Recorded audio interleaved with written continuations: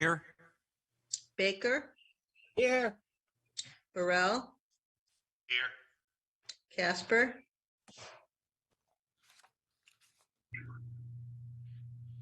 Casper, Here. you, Cassieri, Here. Chase, Here. Cop, Here. Crockett Hubbard, Here. Dean Shinbrot, Here. Fitzgerald, Here. Blacks, Here. Fortner, Here. Foster, Frickman,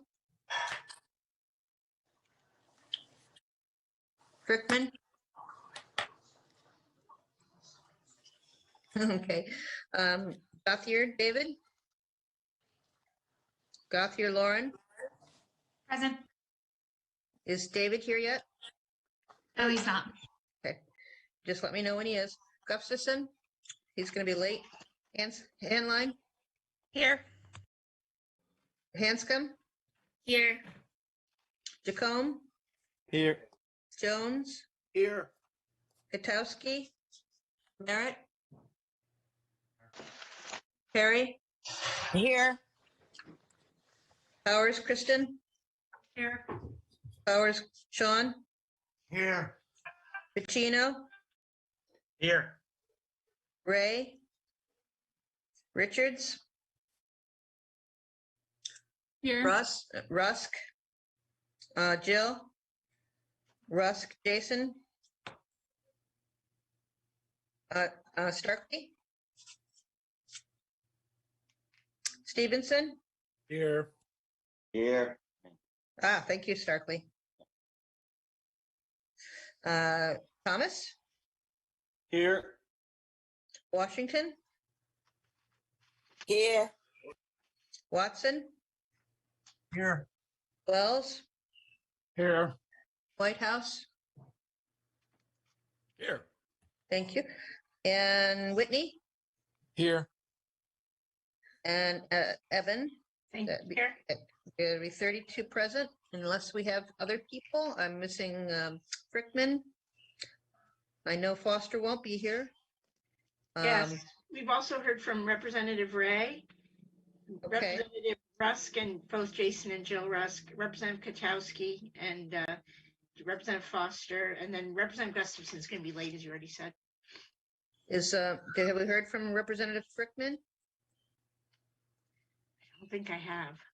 He usually comes in because he's traveling from a ways away before he gets here. So usually he gets here though. Okay, we'll just leave him sitting there. We do have 32 at roll. Okie dokie.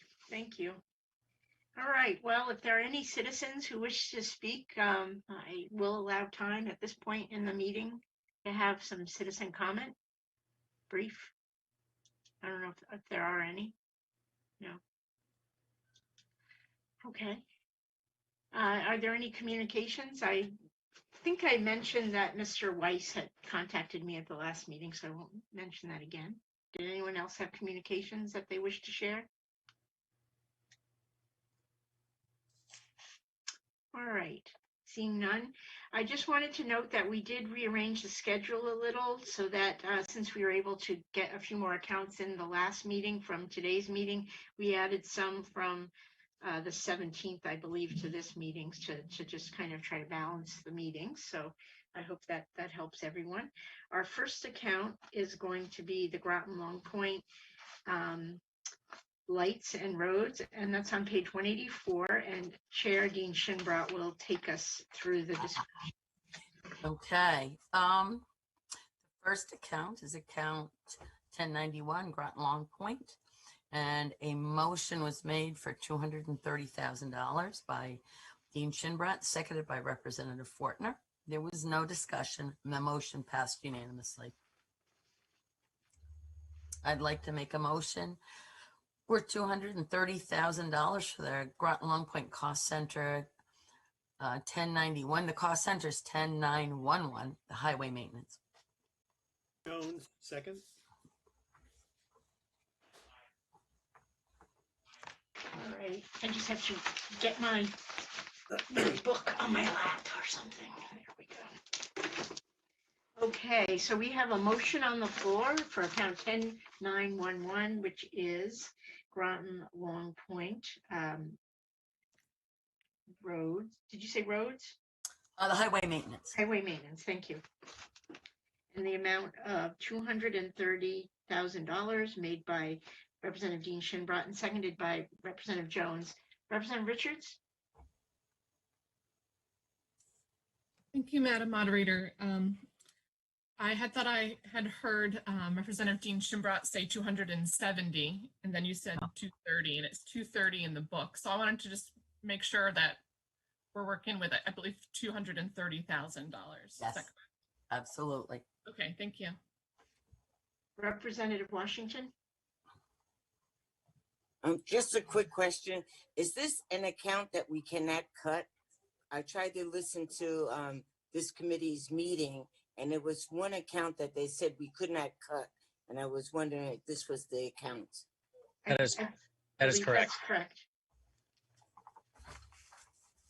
Then let's vote. You can't cut it. But we can discuss it. So are there any other, and remember just to take your hands down when you speak, and then also if you can put your video on when you are speaking. I guess it's more entertaining. All right. So, Madam Clerk? It's just that the Public Works Director, Michael Flynn, is here. If anybody does have any specific questions, I'm sure he'd be willing to, and I would love the opportunity to answer.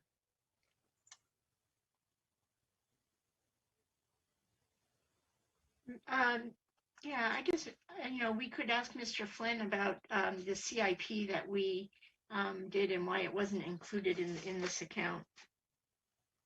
And if there was a decision made to separate them, or I know we kind of discussed it at the last one, and Mr. Burt said in the future they would be combined. Is that correct?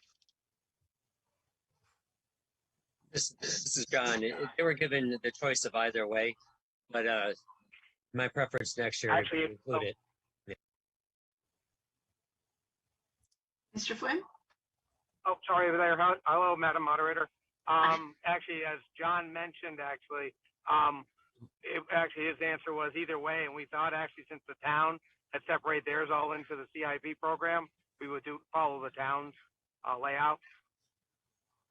So that was our real reasoning more than anything else. I know the city does it the opposite way. So again, actually, we're trying to work together. So whatever John feels is more appropriate, we'll work on that. Fair enough. Thank you. Any other discussion on this account? All right, seeing none, we have account 10911, which is Groton Long Point Highway Maintenance. Motion made by Representative Dean Shinbrot, seconded by Representative Jones in the amount of $230,000. All in favor, please say aye. Aye. Aye. Aye. Aye. Ooh. Aye. Any opposed? Any abstentions? I am going to abstain from this one. Representative Edmund. Hey, may I ask, is David Gothier, Representative David Gothier here? Because I see his name. There's a message in the chat.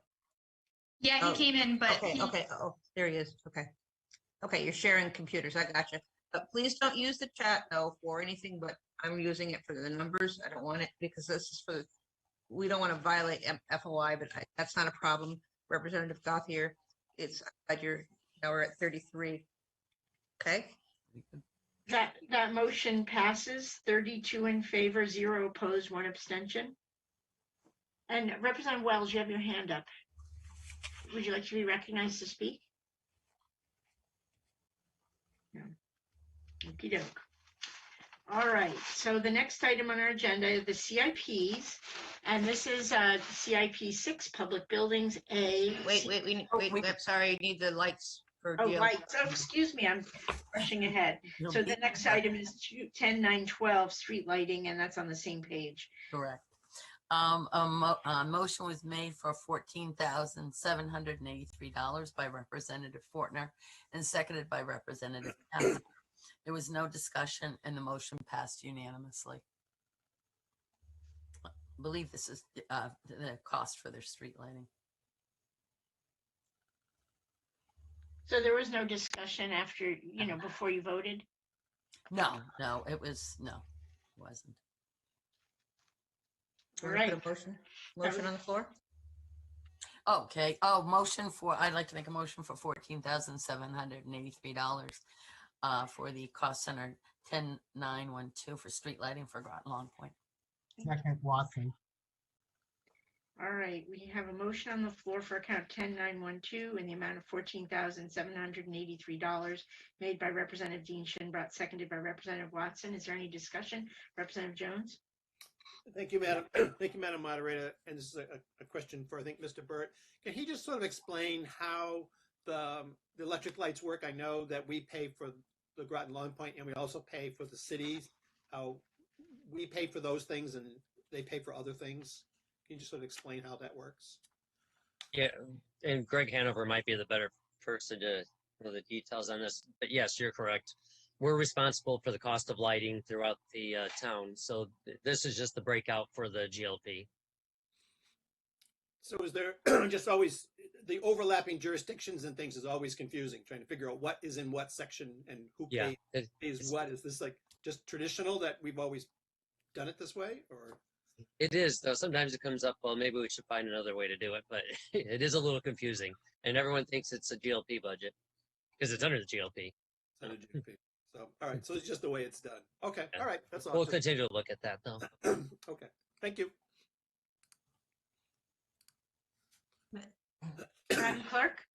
Well, just to let you know that the state legislature passed a special act for Groton Long, I say it's 1932, that created the separation proper. So Groton Long Point is called an association, but it is its own government. And just like the city of Groton is a separate government, and within that special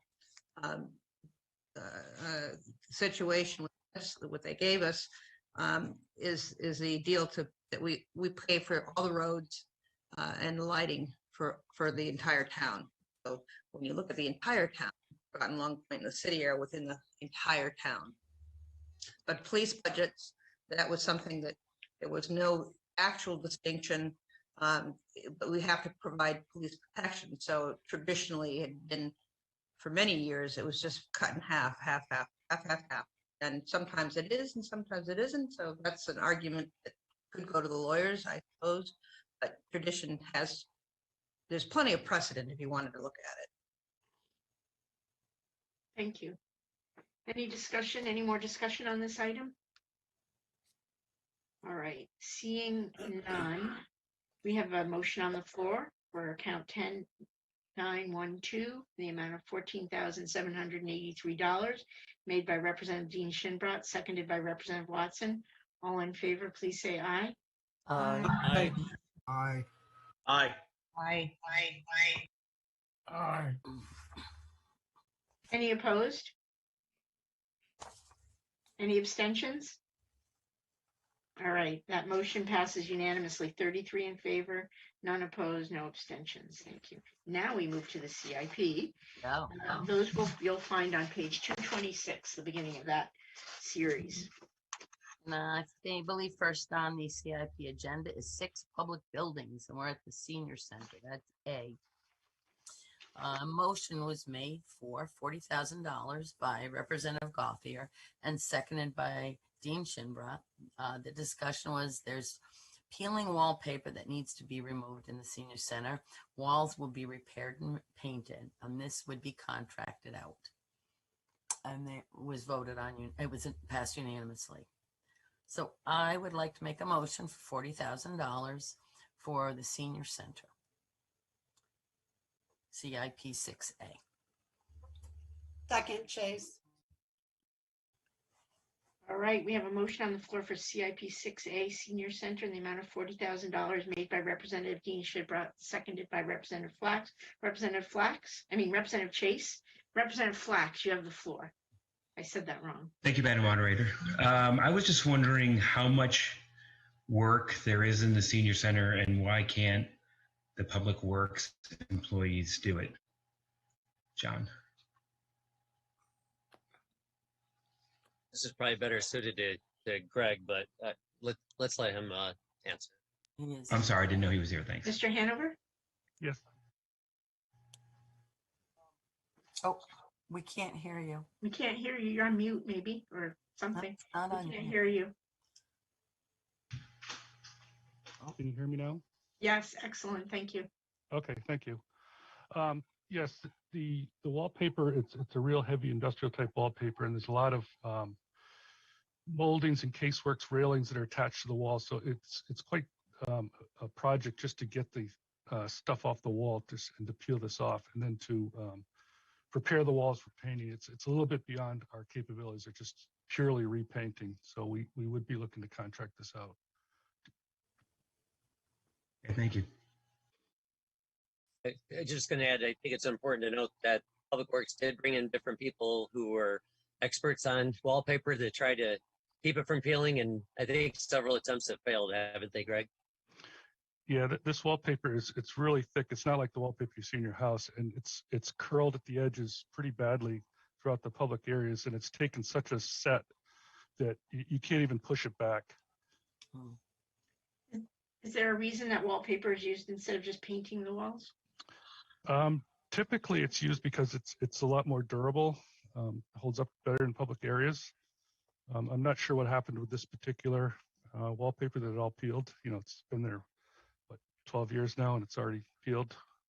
Is this wallpaper that was installed with the remodel of the senior center, or is it from the original? It was done when we remodeled it in 2010. So is 11 years a normal lifespan for wallpaper? No, I would have expected longer than that. I mean, I'm sitting in a room that has been painted once in 20 years, and it's still, nothing is peeling. So I'm just curious if your assessment that wallpaper is more durable is still correct. The surface itself is, if it wasn't peeling, it would look great. But the fact that it's all peeling at the corners and the edges and everything just makes it, look terrible. I mean, if it wasn't doing that, the surface itself is still in good shape. Thank you. Any other questions?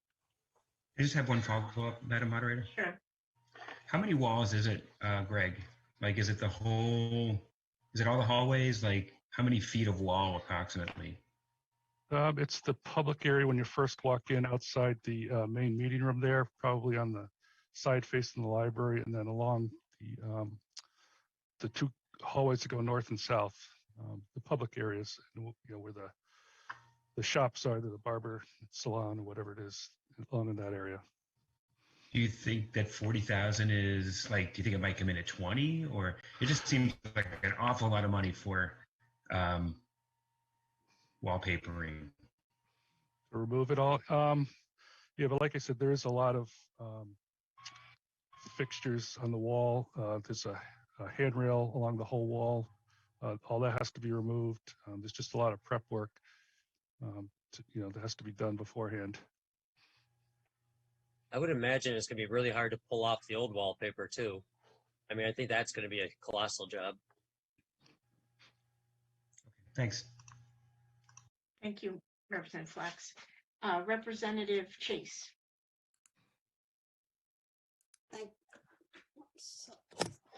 Sorry. Thank you, Madam Moderator. I'm with Representative Flax on this. I mean, did you say that you're going to contract out the painting as well? That's correct. I don't understand that. Why would you need to contract out painting? Well, the walls, when you take the wallpaper off, it's going to be fairly rough. So they're going to have to prepare all the surfaces, smooth it out, skim coat it. And then, we just to get it done in a timely manner, we would just have somebody just paint it while they're there. Is it sheetrock that's under there? Yes, it'd be sheetrock. So if the people who, I mean, I can go along with the wallpaper since it's very thick.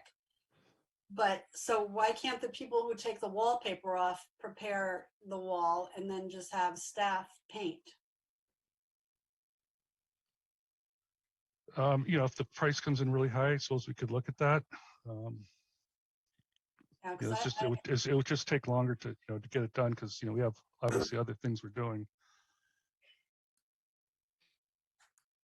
all I right. think part of it is you'd have it set up for 2 to 3 months, a couple months painting and being in the way there. I think that's part of it. All right, well, I mean, if you could look into it, that would be great. Save a dime here and there would be helpful. Thank you. Thank you. Representative Thomas?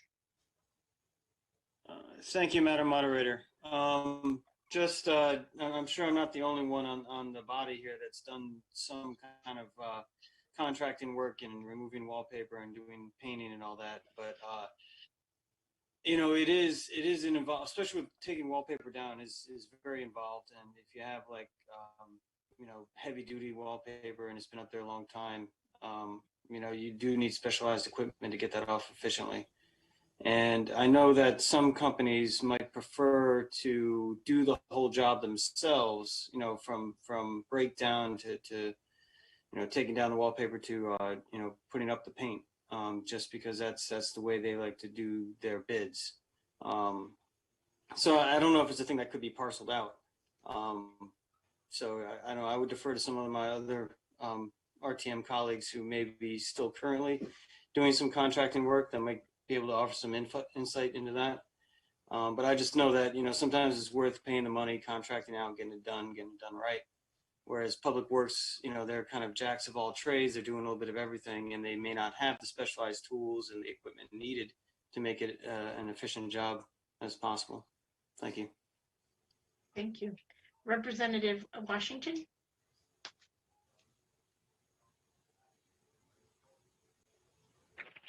Thank you, Madam Moderator. Mr. Hanover, when you go out to bid, do you try to hire local contractors? When we put things out to bid, they're all publicly bid. We do have a section for what's called local vendor preference, where if a local bidder comes in within 5% of the low bid, we give them the opportunity to match the low bid. And if they do, and they do have a business in Groton or their Groton business, they would be awarded the contract. Thank you. Thank you. I think I unhanded someone. So if you had your hand up, just take a look and make sure your hand's still up. Representative Puccino? How you doing, Madam Moderator? I totally agree with Ian Thomas, Representative Thomas. Once you have all your equipment set up to do the job, you're paying a guy to stop working so your guys can then set up, paint, and then unset up. He's already set up. We're only talking about painting at that point, and there's no sense in stopping him at that point and then paying for another setup and breakdown. Wallpaper is a nightmare. I've done it. It's a nightmare. Some of it sticks and pulls off the paper of the sheetrock. Sometimes it falls off, and you never know what parts that's going to happen with. And if you're starting to tear off paper, you got to repair that. If you're leaving clumps of glue, you got to repair that. I don't think $40,000 is out of the question. The quality is the question. We want to make sure you get quality, obviously, but I'm sure Mr. Hanover knows that. So I'm all for it. Thank you, Representative Puccino. Representative Stevenson, sorry about that. Thank you, Madam Moderator. Not a problem. A lot going on, I understand. Yeah, I just don't understand why we presume that the town workers just throw like ideas out there without considering it. Like these are people that we pay to look into this stuff. These are people that it's literally their job to find a way to save the town money to do stuff. Like I just the way some of these questions are phrased is just like you don't think they looked into this. I don't understand. And you want to talk about saving money? I offered you the chance to save some money, and you all turned it down. So that's all I got to say. Thanks. Representative Bailey. Yes, thank you very much, Madam Moderator. I have a question for Mr. Hanover, a couple of them. One is it possible that the company that previously did the wallpaper is still around? Maybe there's a way to prorate the amount that that might be able to be reimbursed for. And the other question is it possible, because it's still important to know, that we wouldn't be thinking of, or you all wouldn't be thinking about hiring up for a bid with a company that previously did the wallpaper? To answer your first question, we typically, on all things like that, we just get a 1-year warranty, and that's long since gone. So we don't have any recourse to the original contractor.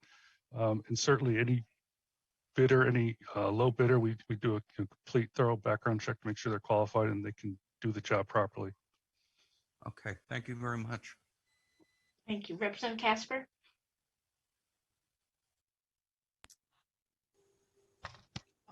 Thank you, Madam Moderator. Has anyone considered just trimming the wallpaper and painting a border?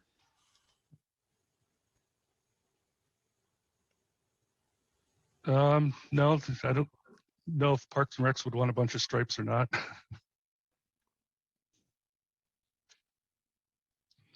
Yeah, and again, there's still a lot of, there's a rail around the whole place, that still to have to come off. Yeah, I'm not sure how that would look.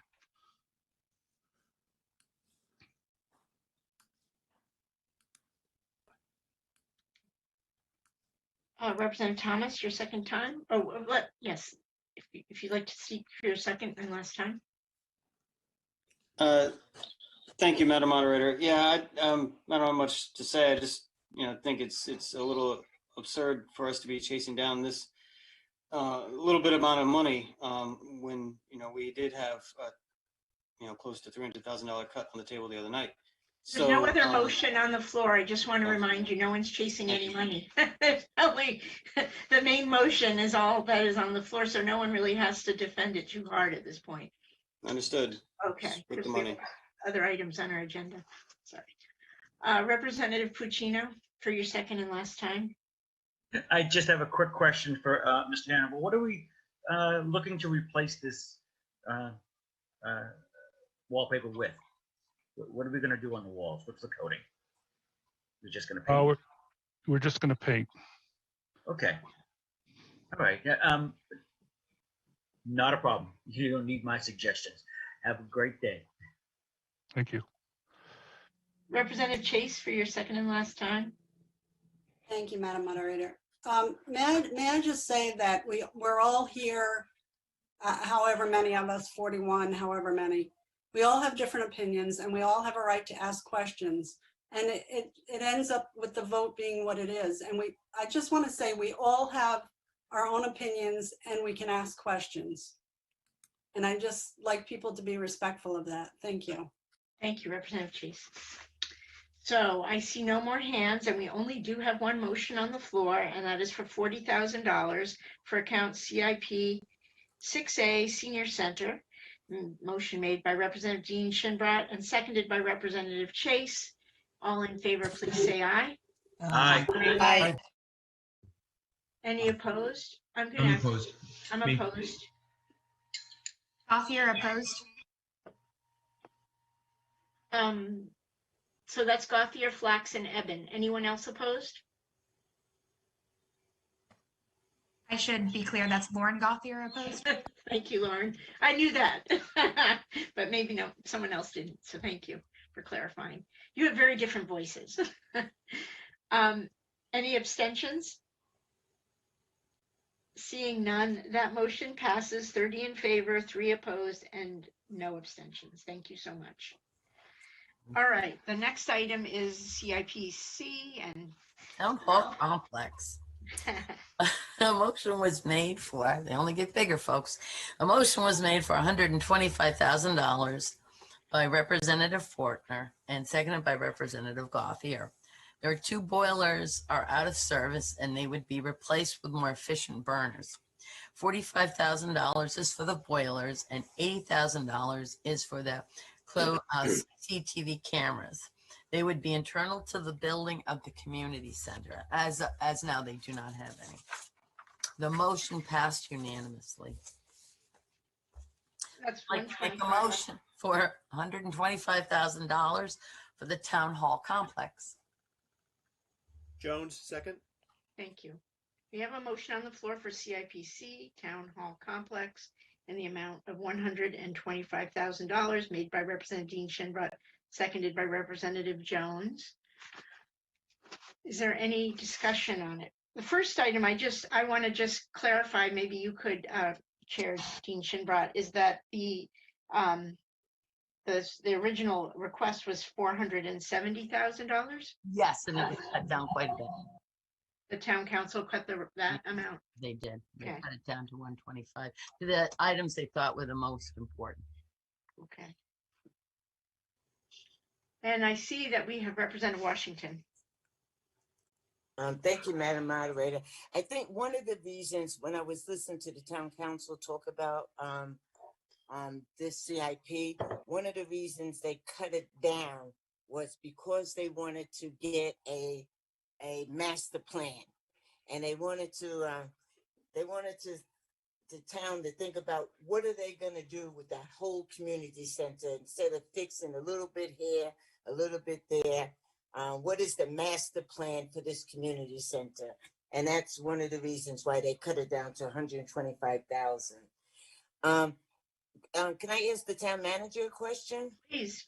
Okay, because I have it in my budget book that the town council voted to use the LoSEP money funds on this project. Is that true? Could have made a mistake when I was writing I it down. believe so, but Cindy, can you double check that? I don't have my list of LoSiP here. I don't have it as a LoSiP, but No, that's correct. They were going to use $80,000 of LoSiP funding, money, and 45 from the CIP. Thank you, Cindy. Welcome. I have another question. When I drive by that community center, are we going to put better signage up? Right now, it just says Fitch. Are we going to put like Groton Community Center or something else on that building so people know it is the community center of the town? That is the plan. And in the meantime, if you'll look further back, there's that large flag that says community center. But yes, we need to do something with the front. I have a comment. Yes, Chair Shinbrot. I wanted to know, Mr. Burt, if you could. If you could just, there were other people with their hands raised. I just want to make sure everyone understood what Okay. LoSiP is. Thank you. Sure. Oh, We get sorry. Sorry. The town receives a certain amount of local CIP dollars. It's a grant from the state, and we get a certain amount each year. You can use it for building things like bridges, road work, that type of thing. What you can't use it for, though, is, and correct me where, Greg's more the expert on it, but like in this one where we used 80,000, you couldn't do the other 45,000 because design work is not covered as part of, you can't use LoSiP dollars for that. So it's really for buying equipment, installing things, building things. Thank you. So this can only be used for the construction of the CCTV cameras. Is that correct? Correct. It can't be used on the 45,000 part for the design for the boiler replacement. Representative Chase. Thank you, Madam Moderator. I know this is a moot point, but I have to say it publicly anyway. And I'm all in favor of towns having community centers. But this building was unfit for people, adults and children. And that's why they closed it. Because it would cost too much to make it habitable for a school. Yet here we are, we have already spent lots of money since it became a community center, and now 3.65 million over 6 years. Why wasn't this done to keep it a middle school? I don't know if that's a rhetorical question or somebody can answer, but I'm not understanding this whole community center situation since it wasn't fit for humans to be in it, and that's why it was closed. Can anybody answer that, or is it going to be a rhetorical question? I'm afraid it was before my time. The plan to start doing the community center happened right before I got here. Madam Clerk. Well, okay, I'll give it my best shot. I think that there was some misstated facts. Is that something we'll understand? Misstated facts by the part of people that really didn't want to say we just don't have enough students for 3 middle schools, because we, as you can see, we did easily put the students from Fitch into the West Side and Cutler. It really wasn't very difficult. I think we only, I really believe it wasn't a problem. And as far as the building not being habitable, that just wasn't the case. The school board was using it for storage, and people were in and out of there all the time. And I know that we've all had, or some of the R.T.M have had walks, gone into the areas that are open. Some of it's closed because it's closed. They don't want people milling around the whole school, so they have areas that are gated. But I don't ever remember an issue of being unsafe. That being said, I do recall Noack School, when they shut the doors, they didn't take proper care of keeping heated and cooled, ventilation, and so mold grew, and it was a disaster. So that building really did become dangerous for anyone to be in. That didn't happen with Fitch. People were using it for storage and in and out of it, and we kept the airflow. So it didn't, not to my knowledge. I know John wasn't here, and actually Public Works Director Hanover was here, but he wasn't in that field. He was in water pollution. So he'll tell you what the water was polluted, and he fixed it. We had problems with the water, if you remember. Anyway. Well, if anybody has the time to research that, that would be fabulous to prove me wrong. But I distinctly remember them saying that it wasn't fit for kids to be in it. So, but it's neither here nor here now. So, thank you. Can I just say something, Madam Moderator? Sure, yes. Okay. I will recognize Representative Washington, but use your hands if you can. I know. I wanted to jump in because I was on the school board when we closed Fitch Middle School. And it wasn't because we thought the school was unsafe. It was exactly what the town clerk is saying. The population was decreasing. We wanted to save money. So out of all the 3 middle schools, we decided to close Fitch Middle School. And but it wasn't that it was unsafe. It would cost more to bring it up to code, but we didn't feel that it was unsafe. But now we're trying to bring it up to code, and we didn't have the money then. How come we have it now? I don't understand. Representative Flax, did you have your hand up for a brief moment? I did. I thought better and decided to take it down. Thanks, Madam Moderator. All right. I see no more hands up. Is there anyone else who would like to discuss this CIP 6C? Madam Clerk? Well, as an ex officio member of this body, I love to give my opinion. Since we didn't have the original amount was larger than this, and we know that. But the town doesn't need to really consider truly making Fitch Middle School exactly that, the community center. There's a full-size theater that is in this facility. This facility was not built as a middle school or an elementary school. It was built as a high school. What a high school theater. And it has a wonderful gymnasium that we're using. It has a lot of amenities. You really should go through it. And why not consider putting together a proposal that maybe businesses could assist with the funding and giving grants, some businesses maybe helping us achieve our goal. But it needs to be an initiative that the town gets behind, not some pie in the sky Pratt building that will never happen. Thank you. All right, seeing no other hands raised, we do have CIPC Town Hall Complex on the floor for an amount of $125,000. The motion made by Representative Dean Shinbrat, seconded by Representative Jones. All in favor, please say aye. Aye. Aye. Aye. Aye. Any opposed? Any abstentions? Abstain, Chase. Okay, that motion passes 32 in favor, none opposed, 1 abstention. Thank you. Okay, next on the agenda is D, Groton Public Library. Motion for $340,000 was made by Dean Shinbrat, seconded by Representative Fortner. The discussion.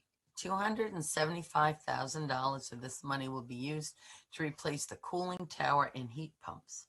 $65,000 is for brick repair. There was a question about 2 brick repairs, one from last year and one from this year, and it was the money from last year was for study and design. That was done, and there is some money left over that's being put towards the repair. They need $65,000 additional for the repair. The motion passed unanimously. I'd like to put on the floor a motion for $340,000 for the Groton Public Library. Adams, second. Thank you. We have a motion on the floor for CIPD Groton Public Library in the amount of $340,000 made by Representative Dean Shinbrat, seconded by Representative Adams. Representative Cassieri. Thank you, Madam Moderator. Mr. Burt, I just wanted to verify I had written down that $151,000 of LoCIP funds would be used for this, if you could just clarify. I believe so, but again, I don't have my list with me. So Cindy, if you could. Yes, confirm that's that. correct. $151,000 of LoCIP funding. Thank you very much. Welcome. Representative Jones. Yes, thank you, Madam Moderator. This is a question maybe for Mr. Hanover or Mr. Burt. I'm just noticing on a lot of our buildings this year, our boilers are failing. This one has cooling towers and heat pumps. It seems like the lifespan of these things is 30 or 40 years. Do you have a sense of how many of our structures, of our boilers, cooling towers, heat pumps are sort of in this age bracket?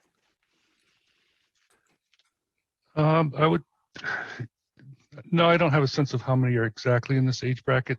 Certainly, we have a cooling tower at the police station. That's fairly new, and that one's in good shape. This one at the library is in very poor shape and does need to replace. And the boiler here, I believe they're fairly new at this building and also at the police station and at the town hall annex. So they're in pretty good shape. We do have some underground fuel tanks that are going to be having to come out in the next few years because they're reaching their 30-year life. And then we'll be looking at converting some of those facilities over to natural gas. Do the natural gas boilers last longer? Yes, they're a lot more efficient. They last a little longer, and they're quite a bit smaller. It's amazing because we put some in the middle school, and you look at these things and you wonder how they can heat the whole school, but they do. Did we have like a big building boom 30 years ago in Groton? 30, 35 years ago? No, I wouldn't say so. It's just the natural cycle. It just says, yeah, it's just the cycle. Everything got kind of into the same cycle here. Okay. All right. Thank you. I know this may be inappropriate, but I wanted to ask a follow-up question to Representative Bruce and Jones, excuse me. And I don't know if you'll be able to answer, but I know when I was on the R.T.M, we had new boilers installed in Cutler Middle School, which has now been destroyed. And I'm wondering what happened to those boilers. Does the town are you guys able to keep these types of things since they were new? And then, or do you sell them, or or are they scrapped? What happens to, I mean, because at this point it would be lovely if something like that could just slide into a newer building or into an existing building. Let me put it that way. Yeah, I'm not sure what happened to those boilers over there at Cutler. If Board of Ed took those or not. I mean, certainly the town did not take them. I'm guessing that they probably went with the building demolition, but I would have to check with Sam on that. Thank you. Representative Baker. Yes, I had a question on what is are we on page 228? Yes. Okay, now she mentioned 275,000 for cooling tower, 65,000 for brick repairs. That's correct. And then the plumbing, but what about the windows and the natural gas and that? Is that part of this also? We're just in FY22, okay? So just those two items that are requested in FYE 22. Okay, that's all we're talking about right now. That's correct. Okay, and can I just ask, which is a question about boilers, does the town government have a program where they clean and maintain the boilers every year? Yes, we do. Okay, thank you. Madam Clerk? Just a little history lesson again. The original library that for the town of Groton, it was called the Groton Free Library, and that was built at 2 Fort Hill Road, which currently houses our Human Services business, or whatever we're calling it, and the registrar of voters are there too, but I understand they're moving over to the community center at some point soon, hopefully. So that building, we outgrew it to begin with. And so where the current Groton Library and Senior Center, that property, well, originally it was a potato farm, but it was a drive-in movie theater. And so the town, and I'm sure Rep. Baker was living here when that referendum was on the voters for the voters to vote for to build that Yes, library. I was living here. Yep, I remember it. there's quite a few people that remember it, and they probably remember the drive-in theater too. Yeah, the bridge drive-in. Thank Hey, you. can I make a suggestion, just that we stick to what's relevant to the budget itself rather than the history to keep going? Thank you, Mr. Burt. Is there any other questions? I thought I saw another hand up, but I don't. Okay. Oh, there is one. Representative Washington? Yeah, that was who I saw. Thank you, Madam Moderator. So we are voting on 340,000 with the understanding that $151,000 will come from the low step fund, right? That's correct. Right. Okay. So even though the 151,000 is coming from low step, we don't subtract it from the 340,000 and vote on that figure. We have vote to on- allocate the whole amount, and then the contribution is indicated usually at the bottom. But in this case, I believe 151 is low step, and the remainder of that will be the capital reserve or something. Okay. Capital reserve fund. Thank you. Thank you. All right, we have a motion on the floor for CIPD, Groton Public Library, in the amount of $340,000, made by Representative Dean Shinbrat, seconded by Representative Adams. All in favor, please say aye. Aye. Aye. Aye. Any opposed? Any abstentions? That motion passes 33 in favor, none opposed, no abstentions. Thank you. Next is F, the vacant building, school buildings. A motion was made for $100,000 by Representative Fortner, seconded by Representative Casper. The discussion was about Claude Chester and S.B. Butler will be coming into the town's possession when they're closed as part of the BOE 2020 plan. The money is for an environmental assessment of both buildings. This needs to be done before these properties can be marketed. The motion was passed unanimously. So I'd like to make a motion for $100,000 for a vacant school buildings. Thank you. Is there a second? Second, Richards. All right, we have a motion on the floor for CIP 6F, vacant schools, in the amount of $100,000 made by Representative Jean Shinbot, seconded by Representative Richards. Is there any discussion on this item?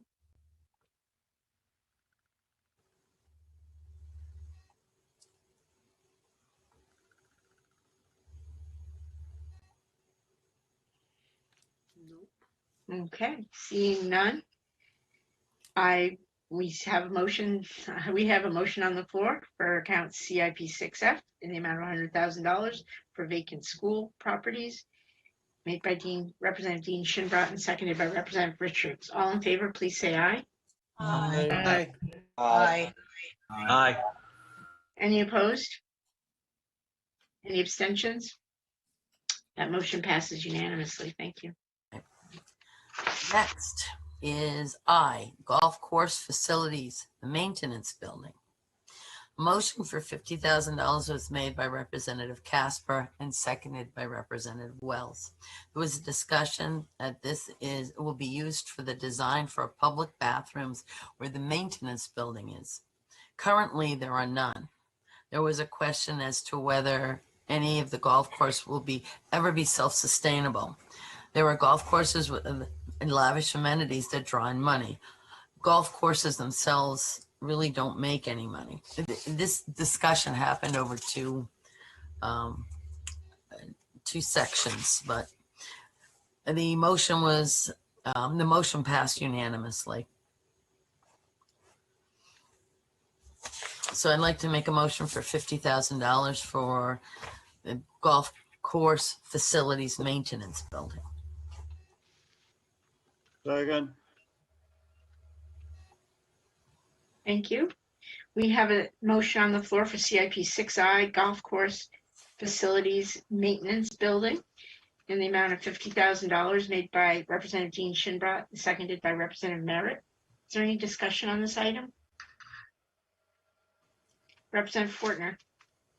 Thank you, Madam Moderator. I was asking about sustainability of the golf course. It's a lovely spot, and I think it's a wonderful thing that the town can own and maintain. It's expensive, so I was just kind of hoping that even if it didn't make money, it could make a little more money, so it would cost the taxpayers less money. I'm hoping that moving forward, as golf has become very popular, that will become closer to fruition. But until it does, I think we need to support our golf course. Thank you. Thank you. Representative Jacome. Thank you, Madam Moderator. I just want to confirm with Mr. Hanover that he said with the town council that the building was constructed in 1978. It's in poor shape, so it will need that renovation. Is that correct, sir? That's correct. This money is for not only the design of this public restroom at this spot on the golf course, but primarily for rehabilitating the existing maintenance building, which is a metal Butler-style building. And as you said, it was built in '78. It's in very poor condition. It's got holes in the siding, the roof, and everything else. So and the windows and the doors are all falling apart. Okay, so definitely something needed. Thank you. Thank you. Representative Powers, Sean, perhaps? Thank you, Madam Moderator. Mr. Hanover, a couple quick questions about the maintenance building itself. Since it was built in '78, do we have to bring it up to code as far as for wash down and decontamination of equipment and fertilizing and all the other different aspects of that facility? We actually did put in a wash down facility for the mowers and stuff about gosh, probably 10 years ago now. Everything seems like it was yesterday, but it was probably 10 years ago to meet the current codes. And that's an outdoor facility with all the oil water separators and the like. As far as the storage of fertilizer, I don't know for sure if we'd, I know they have some storage facilities inside the building, whether they meet codes or not, I'm not sure. But, that's something we would, have the architect take a look at if there's anything we have to bring up to code. Do you think that it would be better to replace the entire building instead of repair it? And if so, I mean, is it something we should do? That's a good question. Certainly this is design money. We can, ask that question right at the start with the architect, have them take a look at, the different options. Is it cheaper to rebuild new versus, Right, reconstruct? because the material costs and, with COVID and, construction costs are rising. And I mean, if it's something that we can repair, great. But I mean, the facility itself is needed, especially in order to continue to operate the golf course is historical, doesn't cost us any money. It's a tremendous town amenity and you guys do a really good job, keeping it open year round.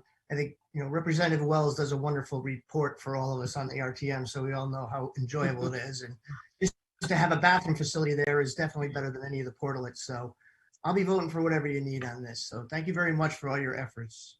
Appreciate your work on it. Oh, thank you. Thank you. Representative Pacino? Are we looking at replacing just the skin in the roof, or is the structure, the framework, still in good condition?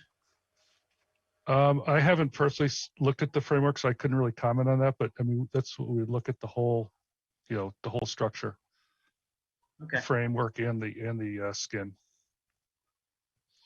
Aye. Thank you. Thank you. Representative Richards? Thank you, Madam Moderator. I'm just trying to keep some of the bathroom projects at the golf course straight in my mind and could use a little refresher because I see our next account also is about the bathrooms, but the ones that are a part of the restaurant building.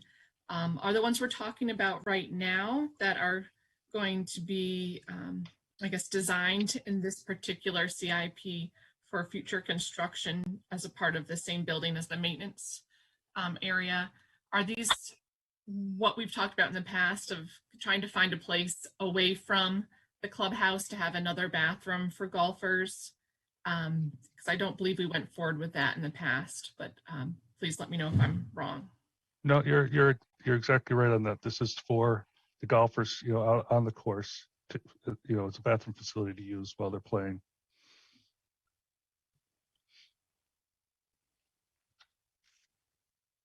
Hey, do you have more questions, Representative Richards? Nope, that clarifies it. Thank you very much. Thank you. I had a question. So it sounds like from Representative Powers that this is not a historic building. It's not part of the original. Is that correct? It's a fairly modern building. Yeah, this building was built in '78. It's hard to see from the road. It's kind of hidden behind the trees. It's off by the 8th hole of the golf course.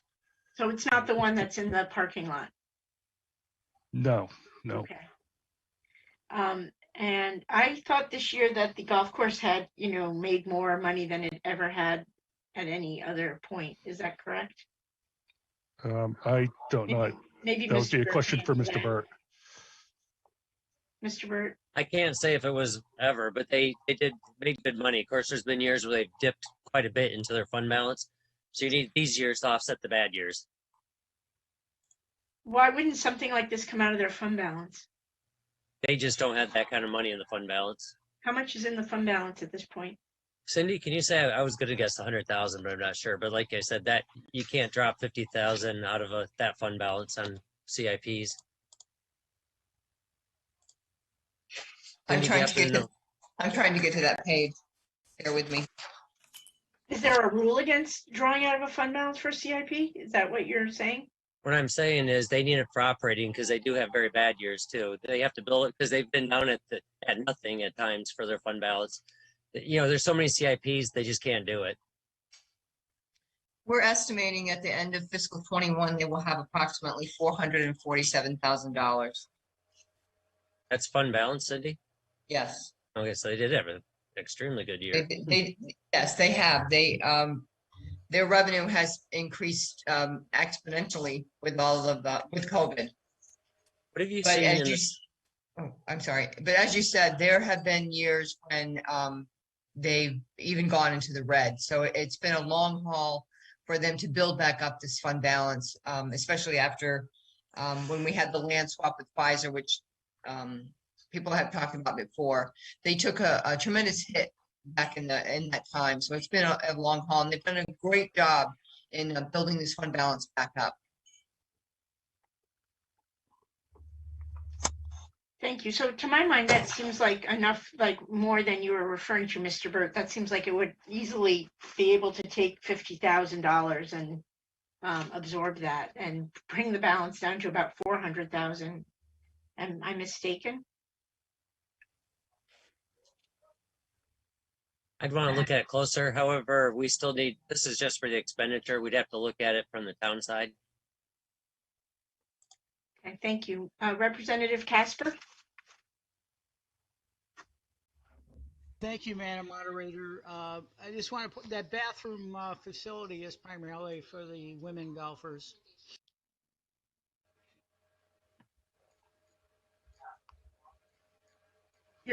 Are you done, Mr. Representative Casper? Yes, I'm done. Okay, because you broke up a little, but we heard something about women golfers needing it, and I know Representative Wells has informed us about those needs. Representative Washington? I'd like to make a motion for $0 and take the $50,000 out of the fund balance and use that for the design work, if that's possible. Gothier seconded.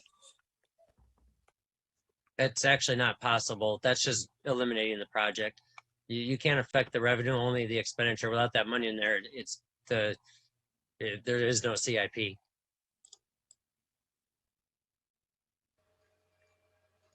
So we have a motion on the floor in the amount of $0 for CIP 6I made by Representative Washington and seconded by Representative Lauren Gauthier. Is there any discussion on this motion? Representative Washington, would you like to speak to that motion?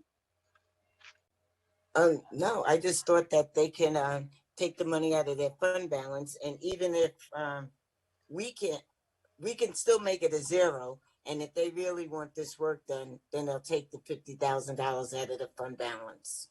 They have plenty of money in the fund balance to fund this project. Thank you. Representative Watson. Okay, I'm gonna throw a little history in this, okay? Back when Ron LeBlanc was the town manager, the golf course as has been said, was suffering. It's called an enterprise fund. The money that goes into it comes from fees, goes back into the golf course.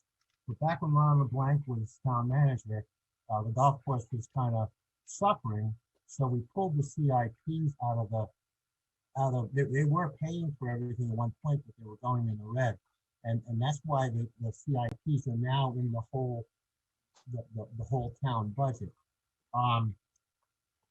Another thing is, what nobody has said is that the golf course is more valuable than just being a golf course. It does other things as far as economic development go in the town. It's a crowd draw to the town. It's an effective quality of life of people here. People come to play golf and spend money in our town. So I just wanted to throw that piece of history in there. Now, if we're at a point where the enterprise fund is gaining, maybe we should rethink it and go back and talk about that. But I don't think this is the time to do that. I think that's a council discussion to have, to talk about the golf course doing so well that maybe they ought to be funding some of their buildings and their projects on their own again, as they used to do, back in the 80s and 90s. I hope that's clear. I just, I had to throw a little history in there because I know so much. Thank you. Thank you. Representative Chase. Thank you, Madam Moderator. Okay, Mr. Burt, can you help me understand that I understand money has to flow through the town in order to pay for things, but if we say 50, but we want them to use their fund balance, isn't the mill rate calculated on what we're voting on? And that would be the 50,000? Correct, because the town's already set the revenue plan. So it's basically set for this cycle. I do think it should be looked at next year for the next year's budget for using that up, because they've gained a lot this year. However, it's either keep it in or cut it, essentially, at this point. So if we say 0 this year, so next year we can't say yes to the 200,000? Because they can take 50,000 out of their fund balance. Correct. Yeah, you'd push everything off a year. So unless the town council mid-year decided they wanted to, try for it. So you're saying that you've set your funding cycle. So does that mean that we really have no choice on any of these numbers because you've already set your funding cycle? I don't understand. The R.T.M can't affect revenues, only expenditures. And the town council's already set the revenues, which will of course get cut if you cut. But other than that, you're only looking at the expenditure. Do you want to go forward or not? All right, I just don't understand that whole. Cindy, maybe Cindy could explain it better. Sorry. Well, I'm going to try to explain it, but if you were to cut this project out of the CIP, then there's not a capital improvement project that would exist for the golf course. And the golf course budget does not include this project in it in the 2010. So for all intents and purposes, there's no money in the golf course to do it because it hasn't been appropriated. And then if you make this a project 0, there's no money in the CIP to do it either. So the project technically would be dead. I don't know. I hope I'm not the only one that doesn't understand all that. If they have 440,000 in a fund balance, how do they use that then, Cindy? How do they use that? They would use their fund balance if they, it's like with every fund, they estimate their expenditures and they estimate their revenue. And if their revenues come in less than they had anticipated, then that's how they would dip into it. They have to use their fund balance to balance their budget, so to speak.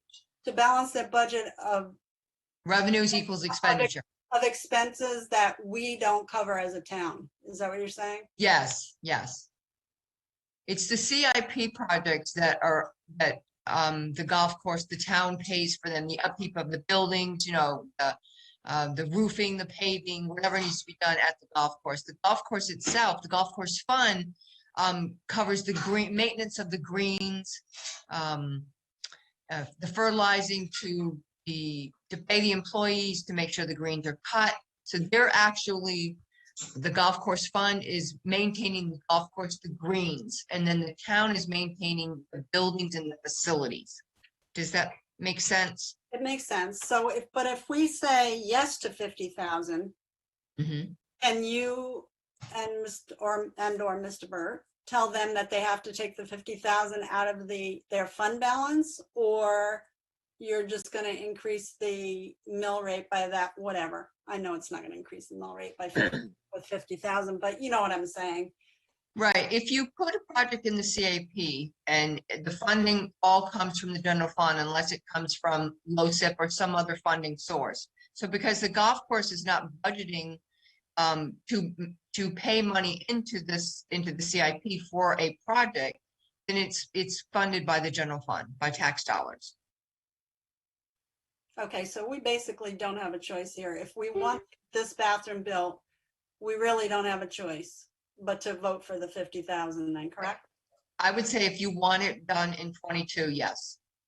All right, thank you. We will look at fund balance next year. There's lots of opportunities coming up to spend that money down.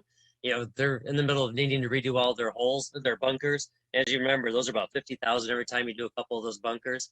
Right. So we'll have lots of things we can spend it down on. I hope you're keeping lots of notes, John, because you keep saying, well, we'll look at that next year. I do keep notes. All right, thank you. Thank you, Representative Gauthier. Yes, thank you. So my question is really about how often the balance sheet for this fund is getting reported. I mean, it's surprising to us how much they have right now in their general fund. Just wondering when I can hear, like, is it reported to the council? Is it reported to the Gulf Advisory Committee? Just, I feel like that's something that should be regularly updated for members to understand their budgets so that when we're talking about this, we have a better understanding of their financial position. I don't know if Manager Burt would know, or if they do even report this balance often. Cindy, how often does it? Well, typically what we report, the general fund is what we report to the council. It's possible that the Parks and Rec department does provide information to the I'm not sure, is it called the commission or the Golf Advisory or the Parks Yes. and Rec Commission? Yeah, right. Yeah, I think they do, but I'd have to check on that. Right, I'd have to confirm that too. And how much of the fund balance, was it the year before? How much was this is from during COVID? Do you know? Yeah, their fund balance at the end of 20 was approximately $292,000. Would that be able to be sent around to members so that we can look at that? Okay, what exact? The balance sheet of, I guess, was it the golf maintenance fund? Was that what you called it, Cindy? Well, it's the golf course fund as a whole. With the sure, revenues it has a balance sheet. Maybe I can put something together that Town Manager Burt we can go over something. We can send the revenues and expenditures. I'd like to see what's reported to the golf advisory board or what's already reported, so that we're not duplicating what Parks and Rec may already have. Okay, great, thank you. Sure. Thank you. Representative Flax? Thank you, Madam Moderator. I was just wondering, kind of on some of the conversation that's been happening, if John and Cindy, if we could get a sheet, just a one-pager of all of the funds, all the fund balances for the town and what percentage of the, budget they are.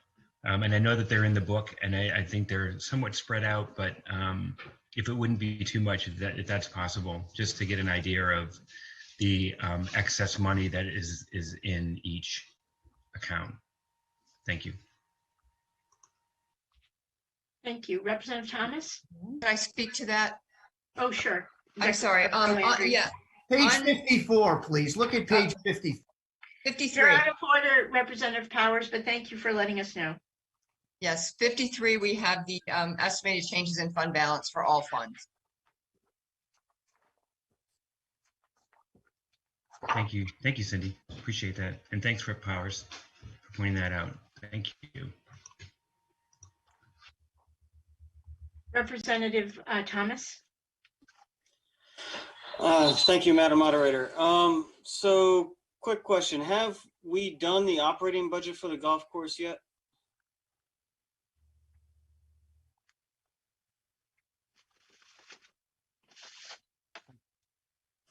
That's Representative Gauthier's budget, I think, isn't it? Or is that in record? It is not in my budget. No, sorry. The R.T.M did vote on that. We already did. Okay. So if I understand correctly, if the CIP is cut to 0, then that eliminates the project. However, if the CIP was cut down to a number above 0, would that still initiate the project, but then put the burden on the golf course to spend some of their fund balance to match the needed 50,000? No, the expenditures would still only be set to that amount. All right. All right. Thank you. I'm all set. Representative Wells? So, here we go. I know the fund balance, they defer maintenance in lean years. When they don't have the money, they put off doing things. And I wish Mark Berry could speak more directly to this, but I know that the COVID put a strain on the golf carts. They have to use, used to be COVID requirements where you couldn't share golf carts. So typically 2 golfers would pay to play with a cart and they would share 1 cart. But instead they were sending out 4 carts. And so there's wear and tear on the golf carts. So I think some of this fund balance is being earmarked to replace golf carts, which in a lean year, they say they're good enough. And then I know there's a piece of equipment, a turf cutter or something that's fairly expensive. They can no longer get parts for, and they will be replacing that over the course of this coming year. And there are other things like this. So you just, you know, it isn't, you know, money in, money out. A lot of times they simply, the reason we build a fund balance is because they're not spending any money on things they should be spending money on. Anyway, thank you very much. Thank you. I do believe that the vehicles are in the fleet account though. Representative Whitehouse. Thank you, Madam Moderator. So sometimes when listening to this conversation, I get sort of a vision of the future. And in this vision, I see next year, the town staff is going to lean on the golf course, say, you got a lot of fund balance, and you should really spend some of that. That should fund some of these CIPs. And then sometime in the future, someone will be standing in the senior center, because we'll be back there someday. And they'll be in the red. The golf course will be in trouble. And someone on the R.T.M will be saying, why aren't you better with your money? Why aren't you more responsible? Don't you have a fund balance that you keep for rainy days? And they'll say, well, yes, but we were told to spend it because we had too much money. You know, a responsible business stocks up money in good times to then spend in bad times. They had a really good year last year. For all we know, no one's going to want to play golf anymore this year because they can go out and do everything else and go back to the water slides and the amusement parks and concerts and on vacation and do everything else. I also want to point out for those who don't play golf and aren't involved in golf fundraisers, there is a lot of value that the golf course provides the town beyond just for golfers. So I'm the president of the Groton Rotary Club. We raise about $15,000 every year doing a golf tournament, and we immediately turn around and give 7 of that back to students in town as scholarships, and the rest goes to other projects in town. And there's many other golf tournaments that go on there. I don't know exactly how many, but it must be over $100,000 raised. That a lot of that goes to local causes and local. I think we should really focus on. Yeah, but so my point is, this is money well spent. So when we're talking about nickel and diming them and taking the money that they are responsibly husbanding and saying you got to spend that, that's this is not some nice to have thing. This is a really valuable resource for this town, and I will vote against the 0 and be voting for the full allocation. Thank you. Representative Washington. Thank you, Madam Moderator. Is it possible to use LoSEP funds for this project? No, because you can't use it for designing. Thank you. Mr. Burt, I'm just curious, following up on LoSEP funds, though, sometimes when we're doing this, you know, we ask about LoSEP and there's an answer like, yes, I think we could.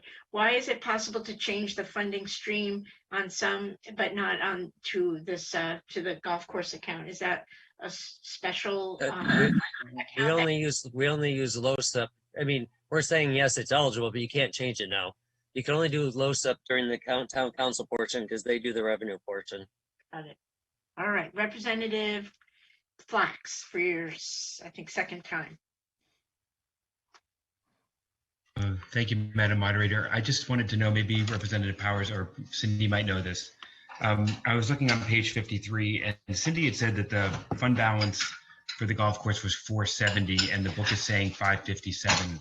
And I'm just wondering if the number that you gave Cindy is true, and if any of the numbers on the page 53 have changed at all. If you could just let us know that. Thanks. The 447 that I gave was what I had estimated for the end of this fiscal year. You'll see that under the second column. And the 557 is based on their proposed budget where they expect their fund balance to be at the end of 22. Great, thank you very much. Welcome.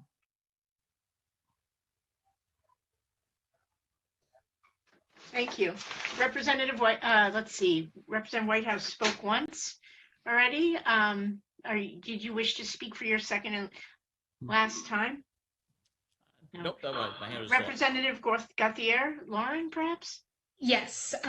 So one observation is that the book on 163 has the fund balance as 43.25% of the 2021 expenditure. So that's a pretty significant amount. But anyways, I have a question for Manager Burt. I'm a solutions person. If I said that, I want the fund balance to pay for this $50,000 project, what would be the instrument we would use as a town to do that, to get that done? I feel very strange thinking that there is no solution to have this done. What would be our path?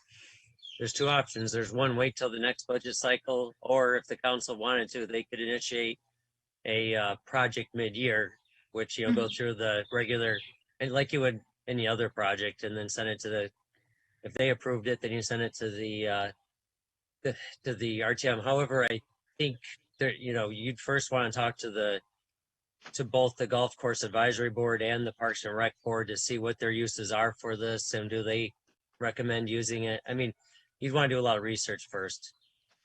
Sure, some more research than we have time for today to potentially explore another option that is available. But besides that, I suppose my other question is, if we do cut this to zero, is there a possibility that the council would, after we bring it back, send this budget back to them, that they would, put the 50,000 back in? Or are they not able to do that? Yeah, That's more of a process question. Yeah, they're done with they've already, adopted the revenues. So this would just be a cut then and reduce the amount of revenues that they would require from taxpayers? Correct. Great, thank you so much. Thank you. Thank you. All right, we have a motion on the floor for zero for account CIP 6I Golf Course Facilities Maintenance Building. And that motion was made by Representative Washington and seconded by Representative Lauren Gauthier. All in favor of that, please say aye. Aye. Aye. Aye. I think we may need a roll call vote on this, Madam Clerk. I'm ready. Okay, Adams, yes, no, or abstention? Abstain. Bailey? Yes. Baker? Yes. Burrell? No. Casper? Representative Casper? Oh. Cassieri? No. Chase? Yes. Pop? No. Crockett Hubbard? Yes. Dean Shinbrot? Abstain. Fitzgerald? No. Flax? Yes. Fortner? Abstain. Boss, oops. David, Frickman, are you here? Yep. Yeah. Oh, excellent. What time did you get here? I'm a yes. Okay. Yes, what time did you get here? Oh, I just commented a second ago. I got in like 5 minutes ago. Not Okay, excellent, excellent. Okay. David Gauthier? Yes. Lauren Gauthier? Yes. Gustafson, are you here? Kaneline? No. Hanscom? Abstain. Jacome? No. Jones? No. Perry? No. Kristen Powers? No. Sean Powers? No. Tino? No. Ray? Oops. Richards? Yes. Starkley? Yes. Stevenson? No. Thomas? Yes. Washington, Yes. Watson, No. Wells, No. Whitehouse, No. Whitney, No. Evan. Yes. Merritt Okay. here. I'm sorry. Merritt is here. Okay, Merritt. No. No for Merritt. Okay. So that So would be that's- 18 no, excuse me, 13 yes, 18 no, and 4 abstentions. That motion fails and we go back to our main motion. No, 13 and 4 is 17. It passes. Oh, no, you're right. You're right. I'm sorry. No. Yes, you're right. 13, 14, and 4 would be a no. It does not pass. Correct. Sorry, Right. sorry. That motion fails. We're back to our main motion, which is for $50,000 for CIP 6I, golf course maintenance facilities. And that motion was made by Representative Dean Shinbrat and seconded by Representative Merritt. All in favor of that motion, please say aye. Aye. Aye. Aye. Aye. Any opposed? Opposed, Thomas. I oppose Washington. Opposed, Chase. Opposed. Opposed, Flax. You need a roll. Opposed, Gothier. I think we need a roll call vote. Sorry. Okay. This is the main motion of 50,000. Adams, Abstain. Bailey, No. Baker, Yes.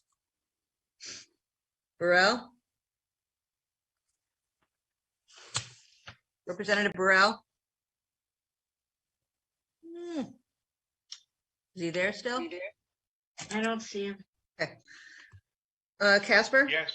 Oh, there he is. There he is. Okay, you got it. Burrell said yes. Okay. Casper? Yes. Okay. Cassieri? Yes. Chase? No. Hop? Yes. Crockett Hubbard? Yes. Dean Kimbrough? Yes. Fitzgerald? Yes. Flax? No. Foster? Fortner? Abstain. Brickman? No. David Gothier? No. Lauren Gothier? No. Gustafson, are you here? Hainline? Yes. Hanscom? Yes. Combe? Jacome? Oh, yes. Perry? Yes. Oops, I forgot Jones. Okay. Jones? Yes. Kristen Powers? Yes. Sean Powers? Yes. Pacino? Abstain. Richards? Abstain. Darkley? No. Stevenson? Yes. Thomas? Nope. Washington? Nope. Watson? Yes. Wells? Yes. Washington? I mean, almost got the choice there. Whitehouse? Yes. Whitney?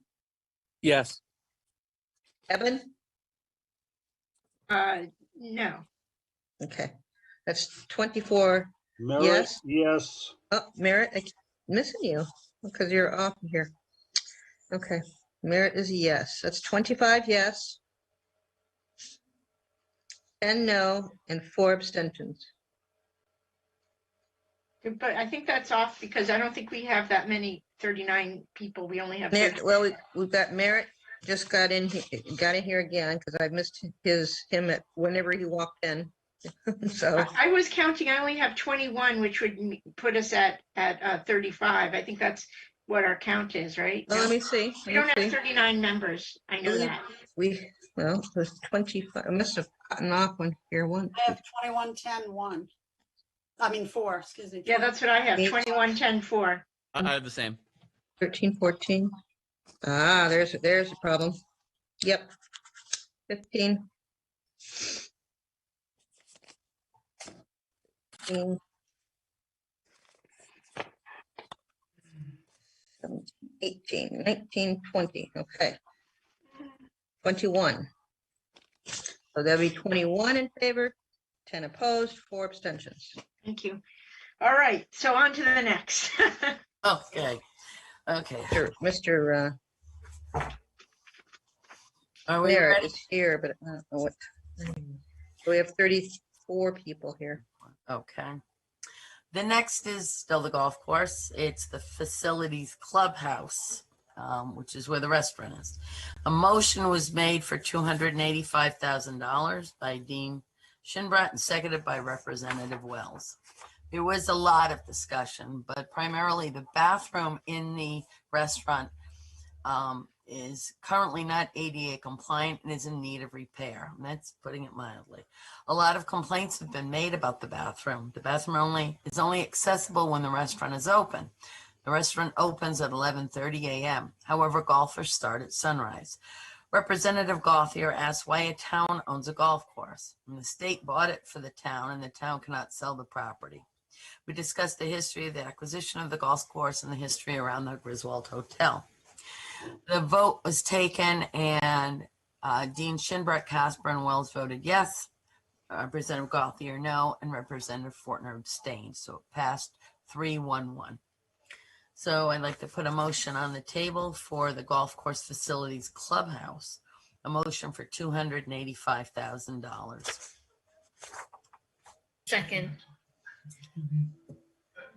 Who seconded it? I'm sorry, I didn't hear. Hanscom. Hanscom, thank you. So we do have a motion on the floor for CIP 6K Golf Course Clubhouse in the amount of $285,000 made by Representative Dean Shinbrat and seconded by Representative Hanscom. Is there discussion? Representative Lauren Gauthier? Yes, I'd like to make a amended motion in the amount of $45,000 for just the planning and engineering section.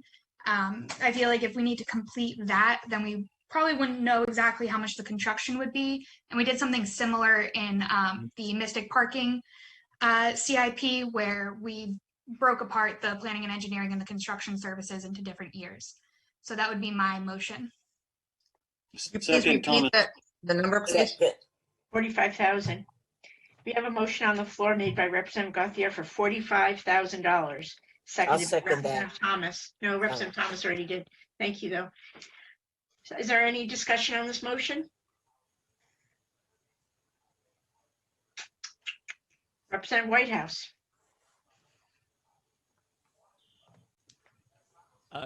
Yeah, so I'm assuming, and I could be wrong, I'm hoping someone can confirm or deny my assumption, that if we're putting this in the same year, the CIP, the planning and the doing, that we have a decent estimate of what the actual construction is going to cost? Is there someone who can speak to that? Mr. Hanover? Yes, the cost estimate we put together was based on the size of the renovations and the square foot price, and we verified that with an architect that we have on board. He said that was an adequate budget number. It was $150 a square foot, and then we do have a contingency, for things that come up during construction. So we're pretty confident that the $240,000 budgeted for construction is a good budget number. Okay. So there's not a reason to hold off until we have the planning completely done to be able to actually do the work, right? Right. Okay. And yeah, so I then share the same opinion I had in the previous one, that for a lot of people, their first and possibly only impression of Groton is this golf course. They come in for tournaments. They come in. Some people travel around, go to different golf courses. So the money we're spending here is a good investment for our community. And of course, people usually don't airdrop into the golf course and then helicopter back out. They generally come in by road, and as they come in by road, they stop at gas stations, restaurants, possibly stores, other places, and leave some of their money behind in the process. So I'll be, again, supporting the full allocation. Thank you. Thank you. Representative Stevenson? I've been this is my third budget I've done. If I'm not mistaken, the golf course usually has a CIP or a few each year. Is that correct? Can someone speak to that?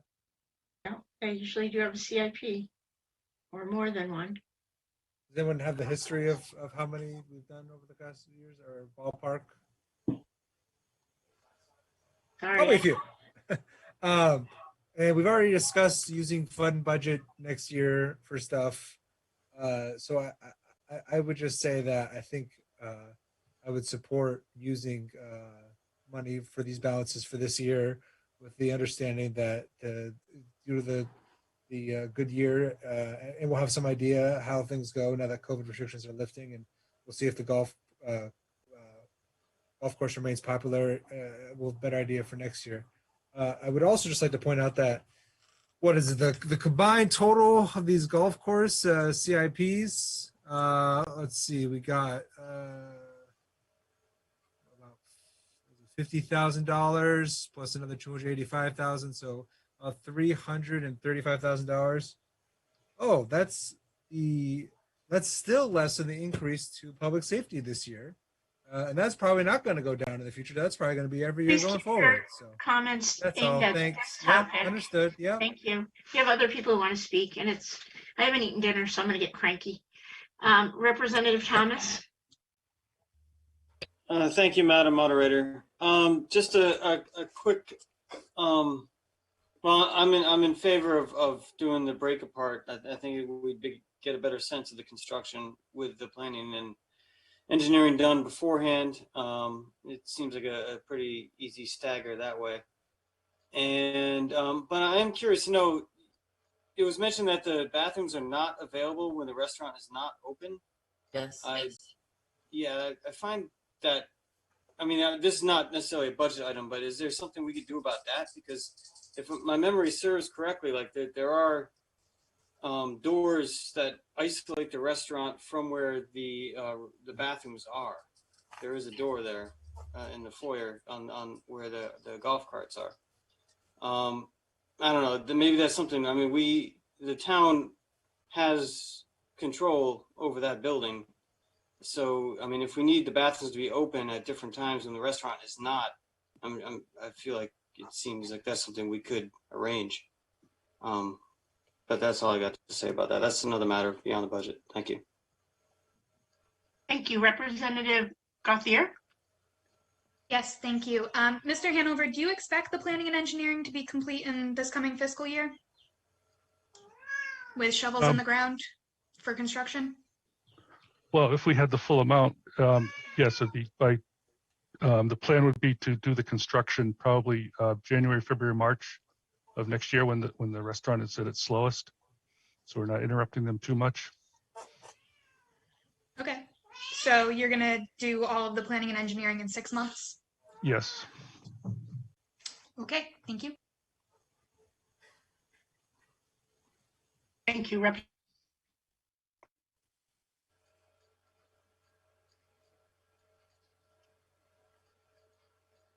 You're muted. You're muted, moderator. I thought I said Representative Casper. Sorry, Representative. Thank you. Oh, there you go. Thank you, Madam Moderator. I just want to point out a couple of facts about the golf course in general. One, there's a lot of fields, sports fields available in Groton. However, this is the only one that's available for seniors. The only sport that seniors, and I've played golf regularly with 80-year-olds and even an occasional 90-year-old, and this is the only sport in the whole town that they can, physical sport that they can take care of, I mean, can participate in. And part of that is due to they don't have to walk the whole distance, but with the use of carts, they can participate. And also the business of the restaurant, I think the restaurant business would be greater if it had better bathrooms. I think that probably keeps some people away, which affects the revenues that come to the town.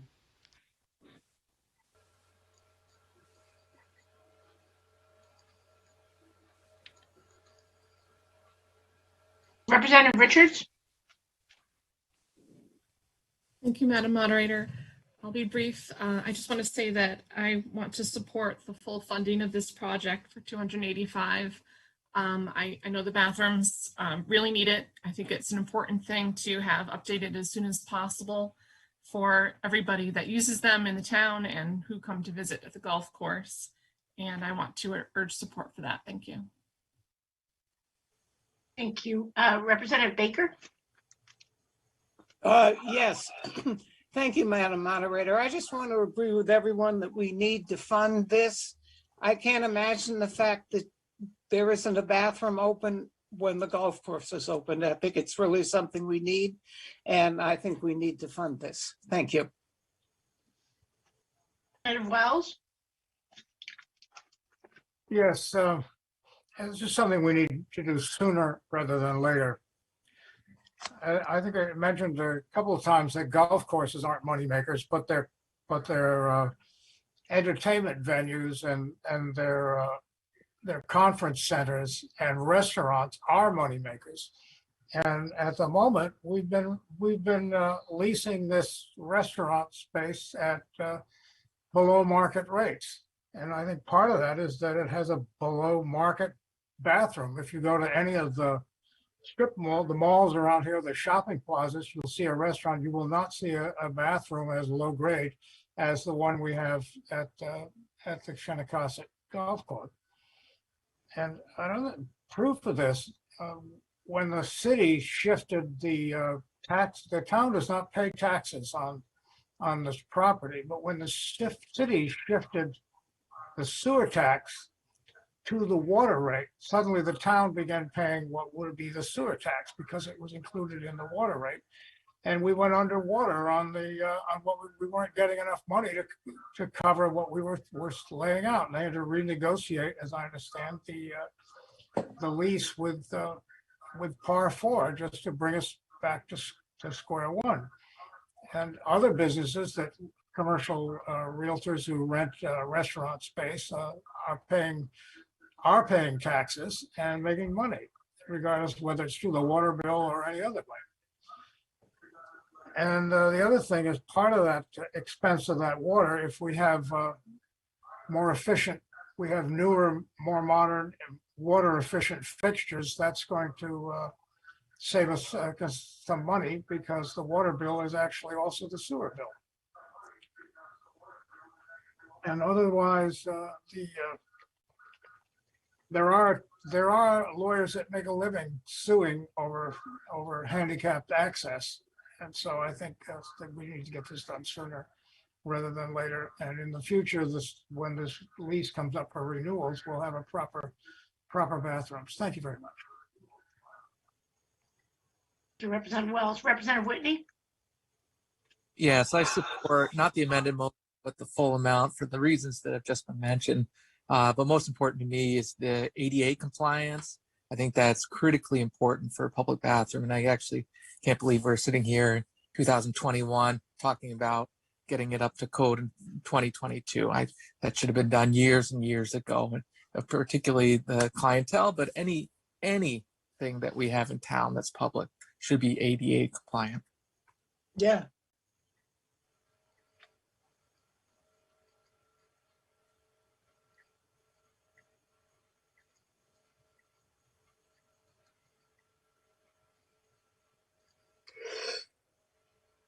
Moderator Evan? Sorry, I wanted to ask a question of Mr. Hanover about what Representative Whitney just said about ADA compliance. There are two bathrooms in the par 4, and on the western side, I believe, is a compliant. I'm sorry, Madam Moderator, you broke up there. I couldn't hear you. There are two sets of bathrooms in the par 4. Well, And the one on the western side of the building has a handicap bathroom in it. Is that?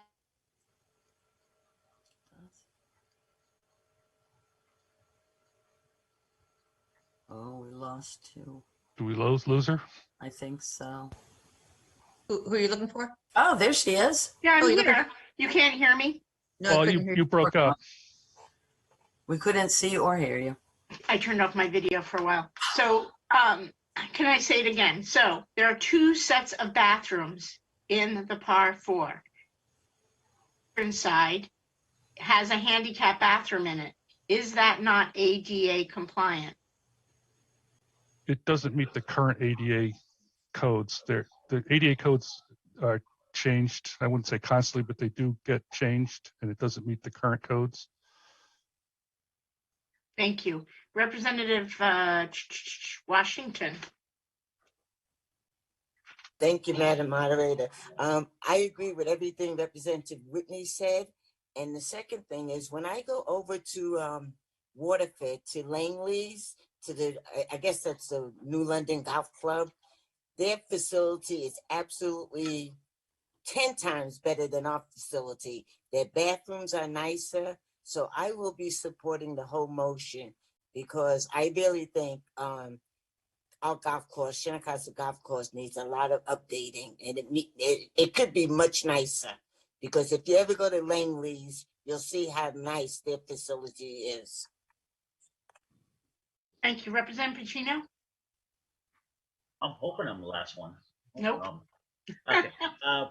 My question, I did some math. It looked like we had about 1,600 square feet that we were doing here. Is that all 4 bathrooms to be upgraded, or just the 2 over on the restaurant side? Just the 2 on the restaurant side. Okay, those are pretty big bathrooms then. Are you adding a third one? I mean, No, 1,600 square feet is bigger than some apartments I've lived in.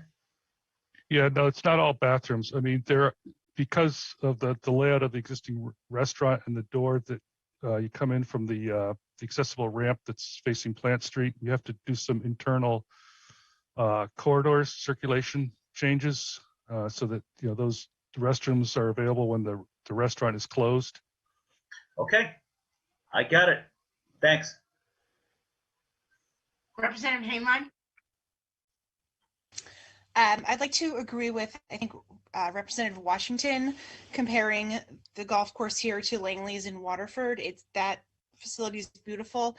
It's not really pertinent to this discussion about this budget, but I would love to see our golf course host more events, because I think that would bring additional revenue to perhaps be more self-funding. So I'm fully in support of this. Thank you. I see no more hands up at this moment. A motion on the floor. It's an amendment to our main motion, and that was made by and seconded by Chase. Chase, is that correct? And that's in the amount. No, you have. It was seconded by Thomas. Yeah, Sorry the about that. amendment was seconded by Thomas, but I just want to tell you that Representative Gothier David has stepped away for a moment, so he won't be here to vote unless he's back. Okay. But that would give you 35 people voting. Okay. So anyway, that's in the amount of $45,000. That's an amendment to the main motion. Gothier, seconded by Representative Thomas. All in favor of that, please say aye. Aye. Aye. No. No, you just say aye. I'll let you know when to say no. So was that Representative Gothier? Was anyone else in that? It was my bad. Sorry. Okay, so ayes. Who we need to know who. Gothier, aye. Adams, aye. And Eben was aye. Okay, 3 in favor.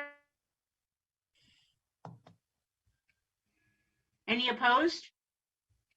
No. Nay. Nay. No. Yes. Nay. Nay. Thank you, guys. Any abstentions? Dean Shinbrat. Okay. I believe that failed. 3 in favor, 31 opposed, and 1 abstention. Is that correct? Yes, that's what I have. Okay. So we go to the main motion, and that was made by Representative Dean Shinbrat and seconded by Representative Hanscom in the amount of $285,000 for golf course clubhouse. All in favor of that motion, please say aye. Aye. Aye. Aye. Aye. Aye. Aye. Any opposed? Any abstentions? That motion passes, 35 in favor, none opposed, no abstentions. Thank you so much. Our agenda. All right, would you say that once again? That motion passes. No abstentions. I'm sorry, you're cutting out. Oh, I don't know. 35 in favor, no abstentions, none opposed. There you go. Thank you. That time of night. Okay, the next item on our agenda is CIP 6P. 6P. 6P is a town hall annex fire training facility. A motion was made for $95,000 by Representative Casper and seconded by Representative Wells. The discussion was the fire departments had looked at putting this training facility at the old landfill, but there was a problem with needed permits. At the annex, there would be a drainage collection system and there would be no hazardous materials. Some of this training was previously done at the oral school, which is no longer available. An MOU would be made to state the responsibilities. Voting yes was Dean Shinbrat, Wells, and Casper. And against was Representative Gauthier and Fortner. The motion passed 3-2. I would like to make a motion for the fire training facility for $95,000. Darius, second.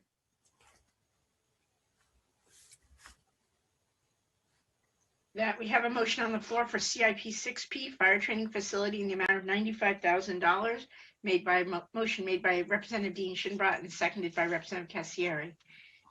Is there any discussion on this? Representative Whitney?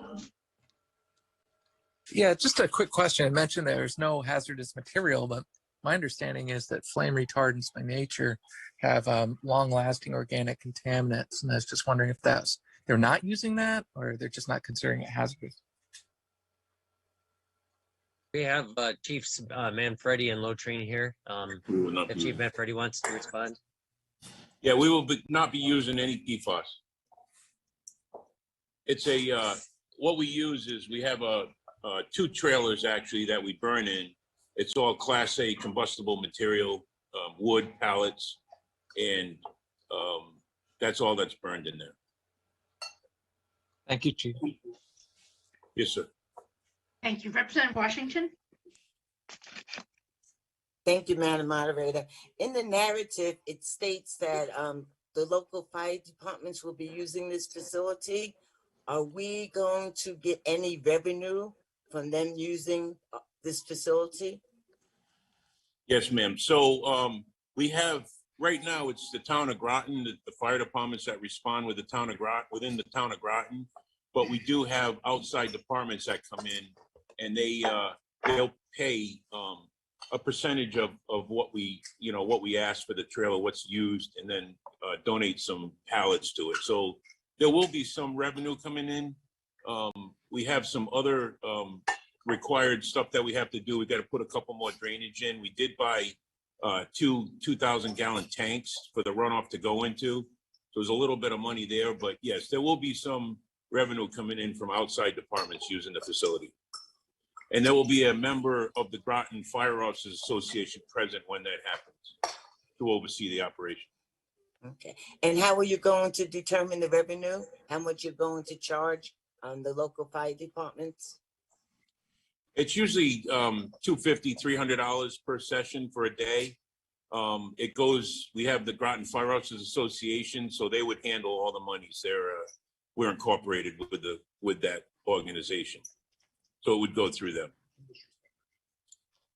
Thank you. Representative Thomas? Thank you, Madam Moderator. So that $250 to $300, is that per person or per fire department? No, per department. Per department, okay. And how much has the Town of Groton Fire Department's been paying to train elsewhere prior to this?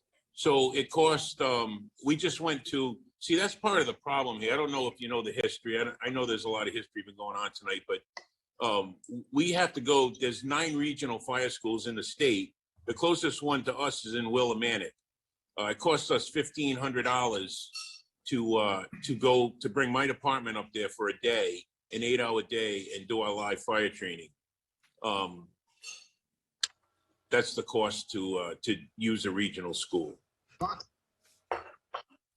Okay, so has there been any thought as to how much we could charge other outside town fire departments to We haven't really talked about it.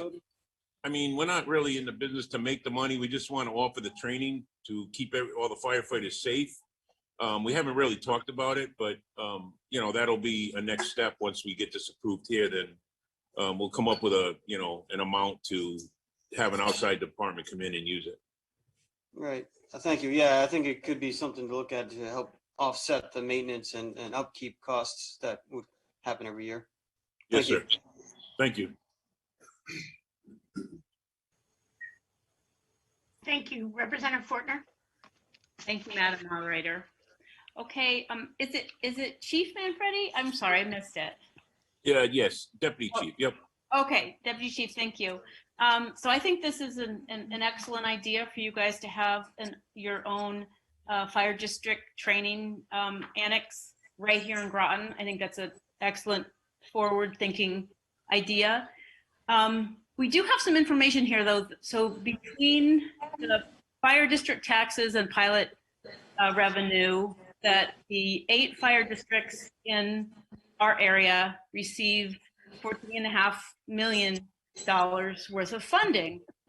And once again, that's from direct fire district taxes and pilot money. Obviously are spread in different ways to the larger and smaller departments in the area. So to ask again for $95,000 more, isn't that kind of taxing us twice? Because we've already put that much, $14.5 million toward your very important work and your very important jobs. But don't you think that you could come up with that $95,000 if the town comes up with the space, rather than asking the constituents of the town to pay more? Thank you. So the money that is paying, most of the money that's going is going to pave an area in the back of the public works area, a laydown area where they would put the stuff that's currently there.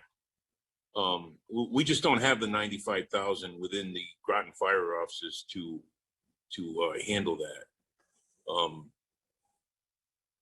It's really the public works is required to pave an area to put the stuff that's the supplies that are there now into another area.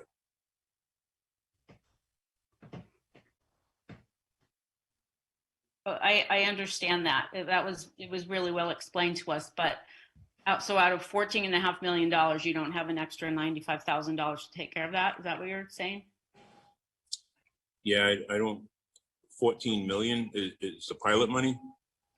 No, it's pilot money and fire district tax receipts.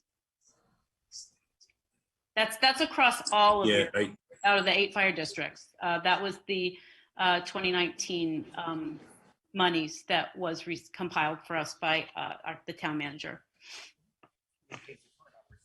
Yeah. I believe that's accurate.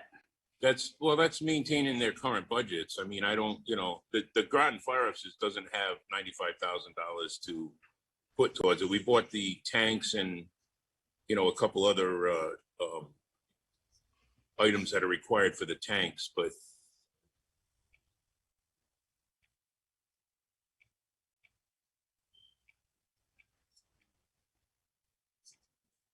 Okay, thank you. Thank you. Let's see. Representative Chase? Thank you, Madam Moderator. Deputy Chief, could you say again how much you pay for your men to go to Willimantic to train? $1,500. $1,500. And That's for an 8-hour session there. and how many times a year do you do that? Currently once. Once a year. So if you get the 95,000, you will never have to go out to Willimantic or anywhere else to train. Is that correct? Well, there's specific specialty training that we do up there, so that we probably couldn't do here. We're going to try to do most of our stuff here, but yeah, that's correct. That would take care of the live fire training that we're required to do annually. And there's going to be some other training that we're going to be able to do. We're going to do vehicle rescue training, rappelling out of a window if a firefighter gets trapped on a second floor. We're going to be able to do training to get them out of the window, roof ventilations. There's a bunch of other stuff that's going to be able to be done there. So you'll be able to do all of that in Groton. Yes, ma'am. And the other specialty ones that you can't do, you'll still have to go to Willimantic and pay the $1,500? No, it wouldn't be $1,500. It would be classes that people attend. Like in a couple of weeks, I have a person attending an elevator rescue class. That's $230. That's at another facility. Different classes always come up that firefighters would go to. And you take that out of your revenue that Representative Fortno was just talking about? No, we don't in Mystic. I can't speak for the other fire departments, but we have a training budget in Mystic. Oh, okay. You have a training line item. Yes. Okay. All right. Thank you very much. Thank you, ma'am. Right, Representative Whitehouse? Thank you, Madam Moderator. So this seems like a good investment for a number of reasons. First, of course, having our own training facility seems like a good idea. But also just in terms of town prestige. But before that, there was a question of if the money is available in the fire department budgets, and I would be very concerned if that money was available in the fire department budget, since this is a one-time capital expense. And if the money was available, it would mean that they'd been overtaxing their residents and had been piling that money up and could then spend it. So I'm reassured to know they don't have a pile of money that they've been slushing away that could go for this. This is what CIPs are for. And it comes to $2 per resident of the town of Groton to have our own training facility, and also to be the place to be the place where the other departments go go to train to use our facility, because Groton will be the town that built the facility for the surrounding towns to train at, which I think that's kind of a cool idea for Groton to be the place to go when you need anything from the best golf course in the region to the place to train your firefighters. So I think it's a great project. Thank you. If I could just expel upon that, we are very lucky in the town of Groton here. We have several fire departments that work very well together. We train together, we fight fire together, we go to car accidents together. We're very lucky, we work very well together. And this training facility is going to bring all that to a much higher level. Not only for the training part of it, but also, Mystic guys working with Old Mystic, working with Quonic Bridge, working with the city. We train together, and that builds camaraderie. It builds people's skill levels. It builds trust in other departments. So it's all in all a very good thing. And like I said, we're very lucky in the town of Groton. Thank you. I mean, we can't all go to Willimantic together and do that up there. So Please, it's been about 7 years I've had this project going, and I really hope you support it because it's much needed, and it's going to be, it's not only for the fire departments and the emergency medical service personnel, public works. If we had some things going on up there, we can invite public works for training. There's a bunch of stuff that can be done other than just the fire department. So. Thank you. Thank you. Representative Burrell?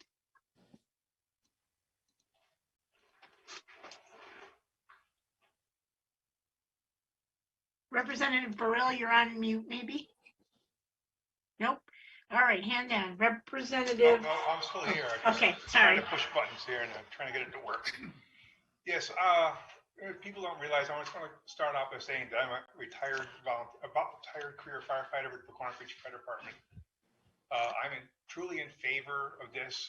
Through my career with Quantic Bridge, we've had a lot of problems because our career department, we have 4 different shifts. And with 4 different shifts, we can't bring people up to Willimantic or the fire academy to do a department training. We got to basically train amongst as a shift, not as a department. But at a facility in Groton, we can go up there, each shift can do the same training, and we can train. Okay, and we can also work with other departments, which is the best part of this whole thing, is that we can work with Old Mystic, Center Groton, No Inc., and we can all get on the same page and do everything just right. I think this is the greatest thing they've done so far in my entire career as a firefighter. So I just want to support this 100%. Thank you very much. Representative Flax. Thank you, Madam Moderator.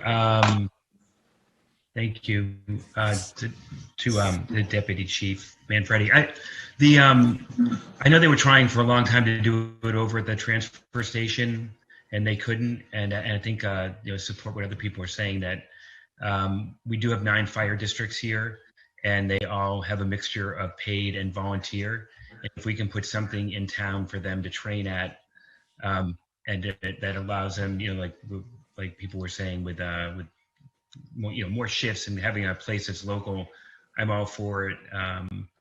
And I want to thank them for putting it all together and figuring out where to put it. So, thank you, Bruce.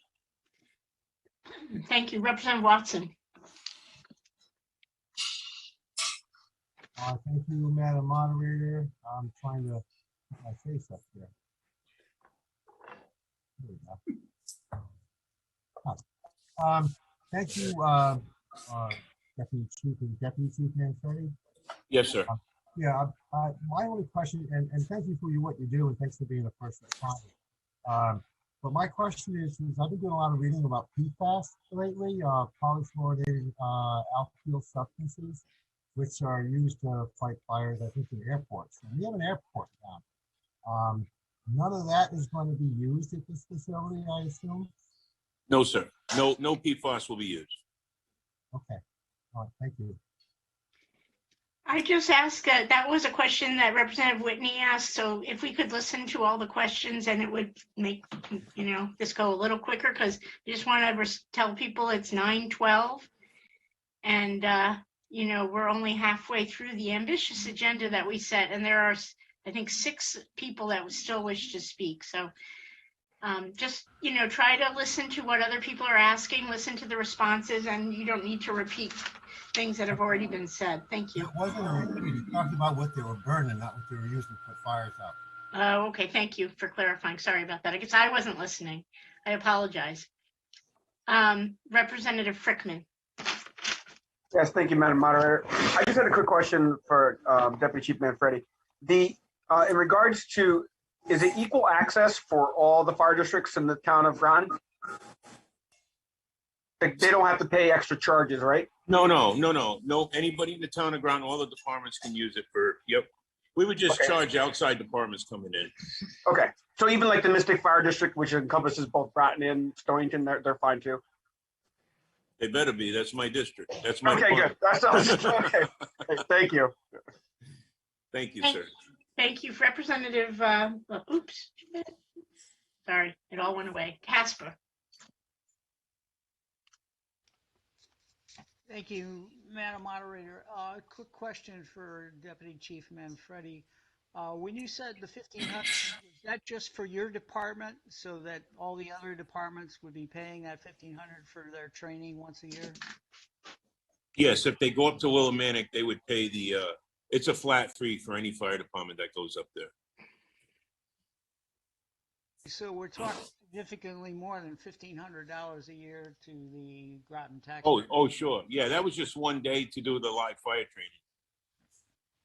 training. And don't get me wrong, I don't want you to, misconstrue this. The training is very good up there. There's a lot of stuff that we can do up there that we really can't do here. But as far as the live fire training, to fill that requirement from the OSHA, we can do that here locally.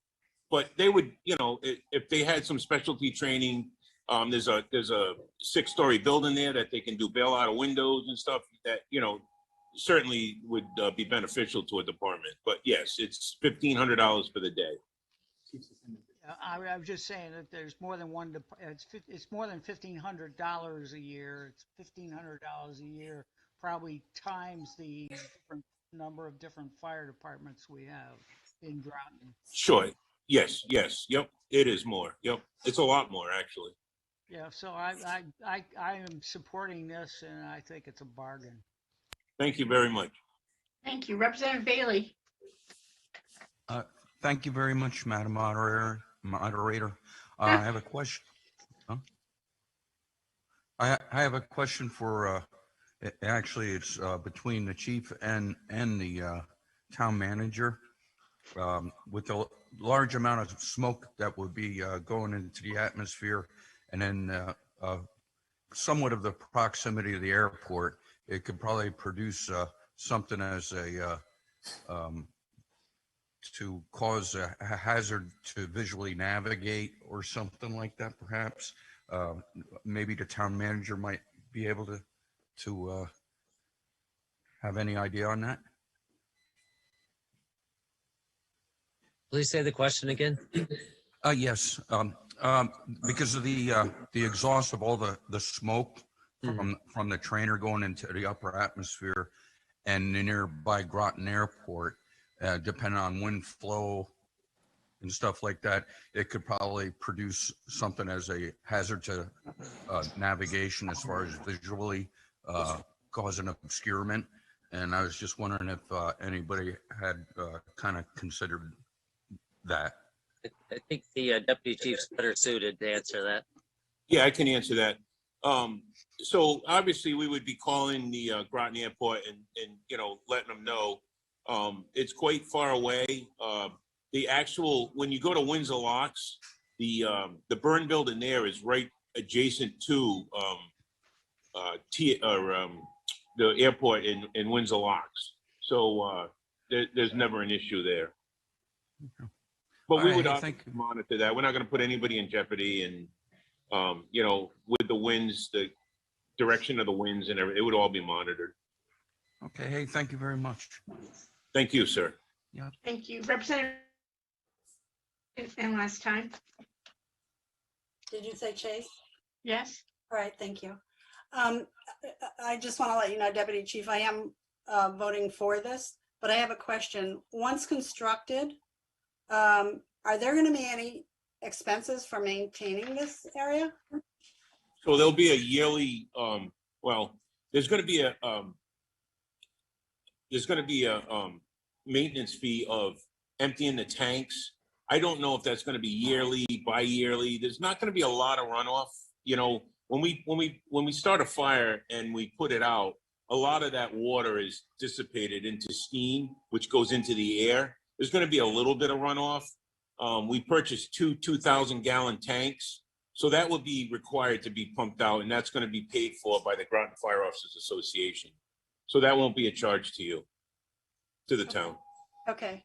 So I would just suggest, and I don't know who said it before. It could have been me, could have been somebody else, but because it's getting late, but I would suggest that when other towns do use that facility, that you charge them. If Willimantic can charge, why can't you? So I would suggest looking into that.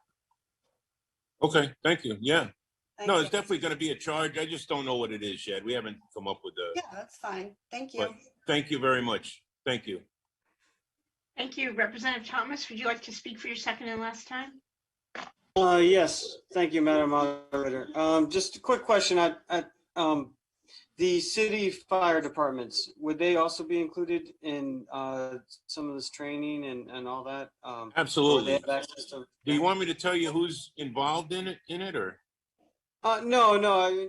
You ran down the list earlier, and I caught most of it. I just wasn't sure if I heard the city mentioned or not. The city's absolutely, yeah. Yep. Okay, great. Thank you. Pfizer's included, EB, Subbase, they're all included. Thank you very much. All right, so we do have a motion on the floor, the main motion. It has not been amended. And it is for CIP 6P in the amount of $95,000. And the motion was made by Representative Dean Shinbrot and seconded by Representative Cassieri. All in favor, please say aye. Aye. Aye. Aye. Aye. Aye. Aye. Any opposed? Fortner. Any abstentions? Okay, that motion passes 34 in favor, 1 opposed, 0 abstentions. All right. We're back to 36, sorry. Oh, so 35 to 1. Sorry about that. Thank you very much. Thank you, Chief Manfredi. So the next, I want to just say we're basically just halfway through our agenda. We still have CIP 10, Planning Department Services, the CIP. It's almost 9:30. So does it seem like you guys really want to do the long haul and stay for all this, or should we perhaps put planning and economic development back on the evening when it was originally planned for? Well, let's see how 10B and C go, and then we could decide, I think. Okie doke. All Are right. you ready? We're into water pollution control facilities. Excuse me, the pump station. It's a little confusing, so bear with me. A motion was made for $400,000 by Representative Fortner and seconded by Representative Gauthier. Is the discussion. Town Manager Burt explained that the numbers have been changed between the pump station and the treatment facility. However, the total of the two cost centers remain the same. Originally asking for $275,000, this would have been to replace equipment that is original equipment from the 1970s. The treatment facilities people were able to find a technician that surgically removed the broken part and was able to repair and replace the part for around $10,000. The $200,000 is no longer needed in this CIP. It would be moved into the pump station CIP for new emergency generators at some pump stations. The bottom line would not change. These are all paid for by sewer use fees. So it doesn't cost the taxpayer any additional monies. So the motion passed unanimously. So I would like to put on the floor the motion for $400,000 for the water pollution control facility. Second, Chase.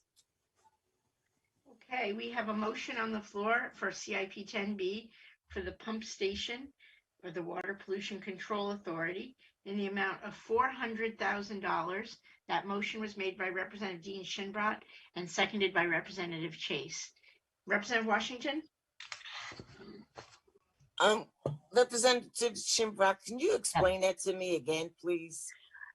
They were originally asking for $275,000 to replace the boiler, the original equipment, and they found a technician who was able to take a broken piece out, manufacture a piece, and stick it back in for $10,000, which really saved the town $265,000. But they'd like to take that chunk of money that they were asking for and move it to the treatment facility account to buy some more emergency equipment. In total, it's the same amount of money they were asking for. So, Representative Washington, if you look at this 10B and then you turn this page to 10C, you'll see that's reduced by $200,000. So the total amount of those two CIPs remain the same. Right. Thank you. Any other questions? All right, seeing none, we have a motion on the floor for CIP 10B pump station for the Water Pollution Control Authority in the amount of $400,000. Motion made by Representative Dean Shinbrat and seconded by Representative Chase. All in favor, please say aye. Aye. Aye. Any opposed? Any abstentions? Okay, that motion passes 36 in favor, none opposed, no abstentions. Last public works for tonight is the treatment facility. There was a motion made for $75,000 by Representative Fortner and seconded by Representative Gauthier. This is also paid by sewer use fees. And this is where they were originally asking for $275,000, but they only need $75,000 now. So I'd like to put a motion on the floor for $75,000 for the treatment facility, the water pollution control facility. Pacino, second. All right, we have a motion on the floor for CIP 10C for the Water Pollution Control Authority treatment facility. And that is in the amount of $75,000. That motion was made by Representative Dean Shinbrat and seconded by Representative Pacino. Is there any discussion on this? Seeing none, all in favor, please say aye. Aye. Aye. Any opposed? Any abstentions? That motion passes 36 in favor, 0 opposed, 0 abstentions.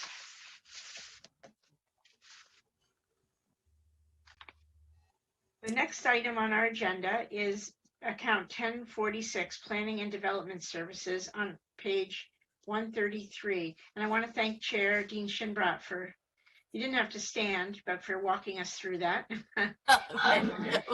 I'm going to ask Chair Gauthier to take us through account 1046. Thank you.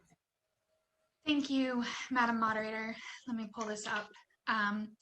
Yes, so account 1046 is Planning and Development. We had a motion made by Representative Rusk for $1,596,094, seconded by Representative Hanscom. There were some questions asked. I believe these are still part of my minutes record, correct? So I should read them in? Yes, read the minutes. And we'll approve the minutes when you're done. Nice background, by the way. Thank you. So Representative Gauthier asked Planning Director John Reiner if any peer analyses were done for the new Sustainability Project Manager position for duties and compensation. Mr. Reiner responded that the job description was still being created and that comparisons were made with other municipalities that are of a similar size and demographic. He said that they are looking for a candidate that would be seasoned and bring plenty of experience to the position, not an entry level candidate. Gauthier asked why the person brought to this position will not be able to carry out the duties that are being sought by consultants and funded by a CIP. Rainier responded that a consultant team would be looking at a number of items and that this position would be managing the sustainability task force and incorporating policies into other town departments. Doing both this work and the work contemplated for the consultant team utilizing just staff would take much longer. Gauthier noted that the position was advocated for on the premise that programs would be funded in part by grants and finding cost savings, and asked what the contingency would be if and or when a grant was not awarded.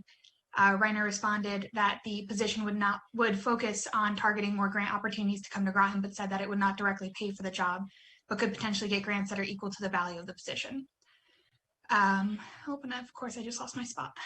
Gauthier asked what Reiner thought the new sustainability manager's role would be after the CIP funded consultants came up with their plan. Mr. Reiner responded that it would be important for the new manager to be involved once they got a feel for the town via the Sustainability Task Force to create a plan and implement it. Gauthier asked how much the planning department has spent on consultants, expert advice, surveyors, etc. in the past 3 fiscal years. Initially, Mr. Reiner responded that he'd need to get back with a number. At this point, I'm not sure the process for including his response into our minutes. Do I attach that separately or do I read that into the record?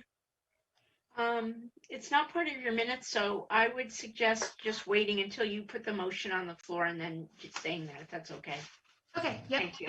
Thank you. So the motion that was on the floor for $1,596,094 was passed unanimously by the committee. So I'd like to put a motion on the floor to the entire RTM for account 1046 in the amount of $1,596,094. Say that one more time. It's 1 million, right? 1,596,094.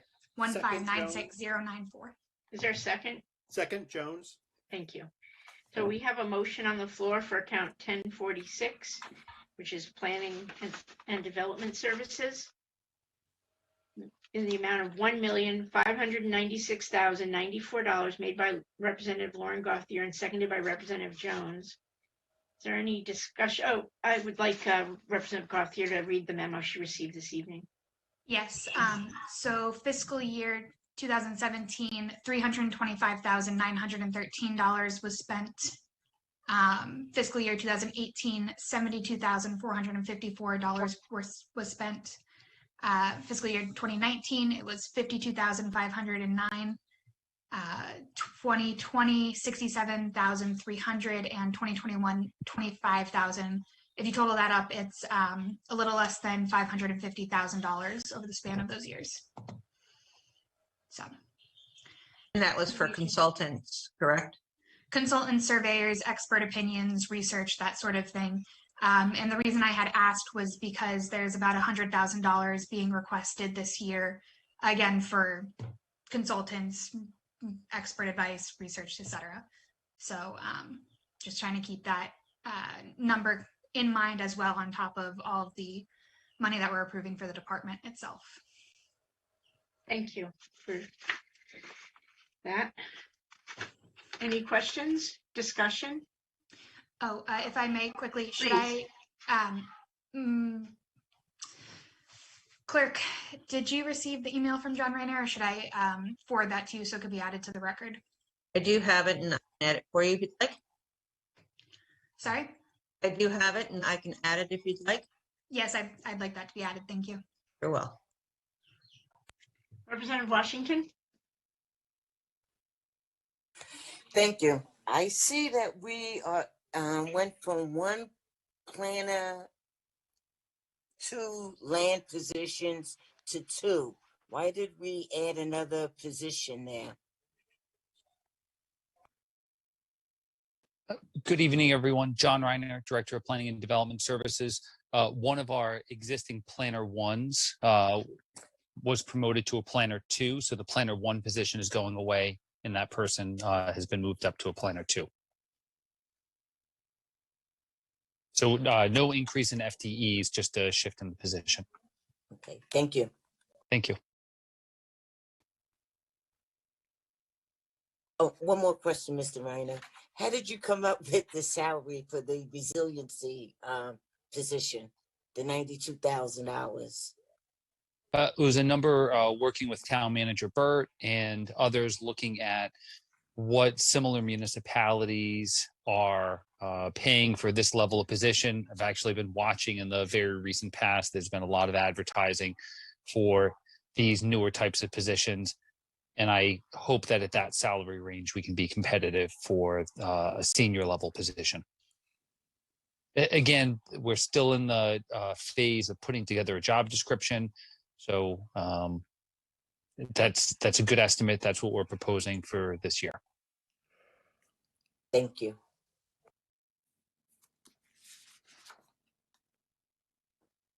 All right. Is there any other discussion on this account? Representative Jones. Thank you, Madam Moderator.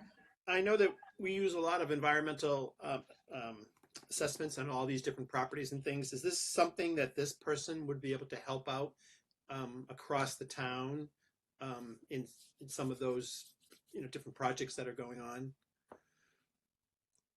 We have environmental impact statements, and every project seems to have an environmental component to it. Could this person be helpful in that area?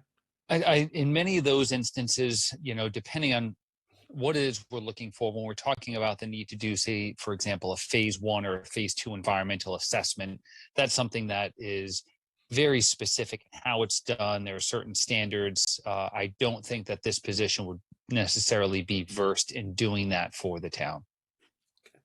Right. Thank you. Representative Frickman? Yes, thank you, Madam Moderator. I just have a couple questions. One is this something that could still be continued to be done by planning and zoning? And like, how many other local towns, coastal towns have this position? And the last one, is this going to make development more difficult for businesses to want to work in Groton? Is this going to be one more extra hurdle?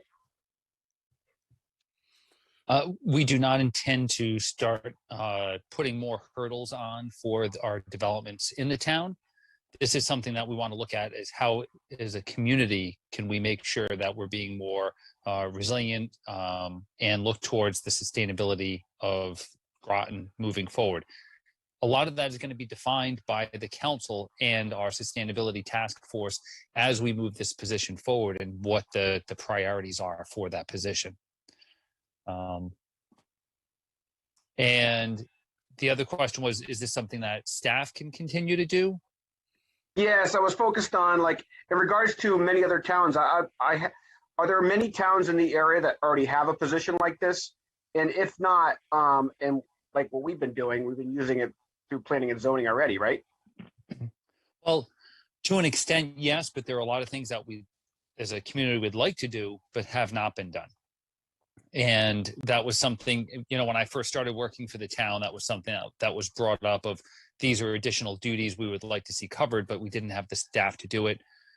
I'm not aware of any of our abutting communities that have this particular position, but it is a position we're seeing more municipalities within the larger region start to have. I know a lot of the more progressive cities around us, we're seeing this type of thing happen, but off the top of my head, I'm not super familiar if there's one of our very close by municipalities that have one. Thank you. Mr. Reiner, I was curious. I served on the original task force on sustainable community and climate change in 2010. I was the vice chair. And at that point in time, there was a town staff person who was assigned the sustainability task force as, to serve on. And that was Mr. Rick Norris, who's still in the town service and I believe still operates in this capacity. So what's going to happen to that position? Is it made redundant then? So Mr. Norris right now and for the last couple of years has been working on the school facilities project. And that project is still continuing to move forward, and he'll be working in that role. Aren't the schools wrapping up next year? This year even? That position is not funded in the budget, the sustainability one. So that goes away. But Mr. Rick Norris's, or whatever that position is called? Once the school project's wrapped up, right, that position is no longer in the budget. Okay. So who staffs the task force that exists now? There is no staff for that task force at this point. So they just run their own meetings and take their own minutes, and they are able to notice those meetings by themselves too, and run their own Zoom meetings. And yes, they do. I'm pretty impressed. Yeah, with the help of Lisa Hilton for Zoom and the town clerk with the postings and minutes. Okay, so you had mentioned that there were some tasks that you had wanted them to do, and one of the ones I heard was staff that task force. What were the others? If you could just maybe list those things that are aren't being done at this point that you would put on that person's kind of task list. So this was the position that was initiated by the town council, and they wanted to see us move forward with this position. So this is something, as I have said a couple of times, we are still working on a job description for this. We have not proposed that job description to the town council yet, and I'm just looking for it right now. Because you just had said that there were certain things that you envisioned that person doing. So Yeah. So, for example, What are those this things? so this person would assist with other departments becoming more sustainable. That was something that we had talked about. Um, I think as a community for a long time. The position would be responsible for the development and implementation of a sustainability action plan for the town.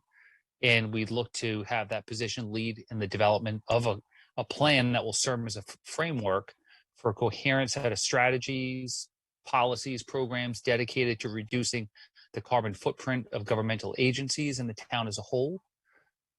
So those are a number of things that we would be looking to do. In addition, applying for grants,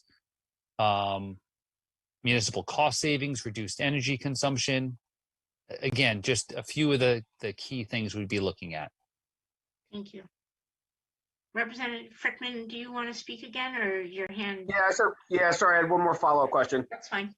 So in regards to this position, we're talking, it's almost $100,000 salary for a position that's pretty much just going to cover geographically what, the Mystic coastal area, since we have Groton City, Groton Long Point have their own, Noink, and so pretty much we're just going to be focusing on that coastal area, correct? No, I think this position would be looking to incorporate all of Groton, just as now our current economic development staff helps with all projects within the town of Groton, whether it's in the city or anywhere located within the town. Have you guys reached out and talked to Groton City and Groton Long Point and Noink about that? I was just going to mention the city. Mayor Hedrick and I have had many talks, and he's interested in utilizing this position.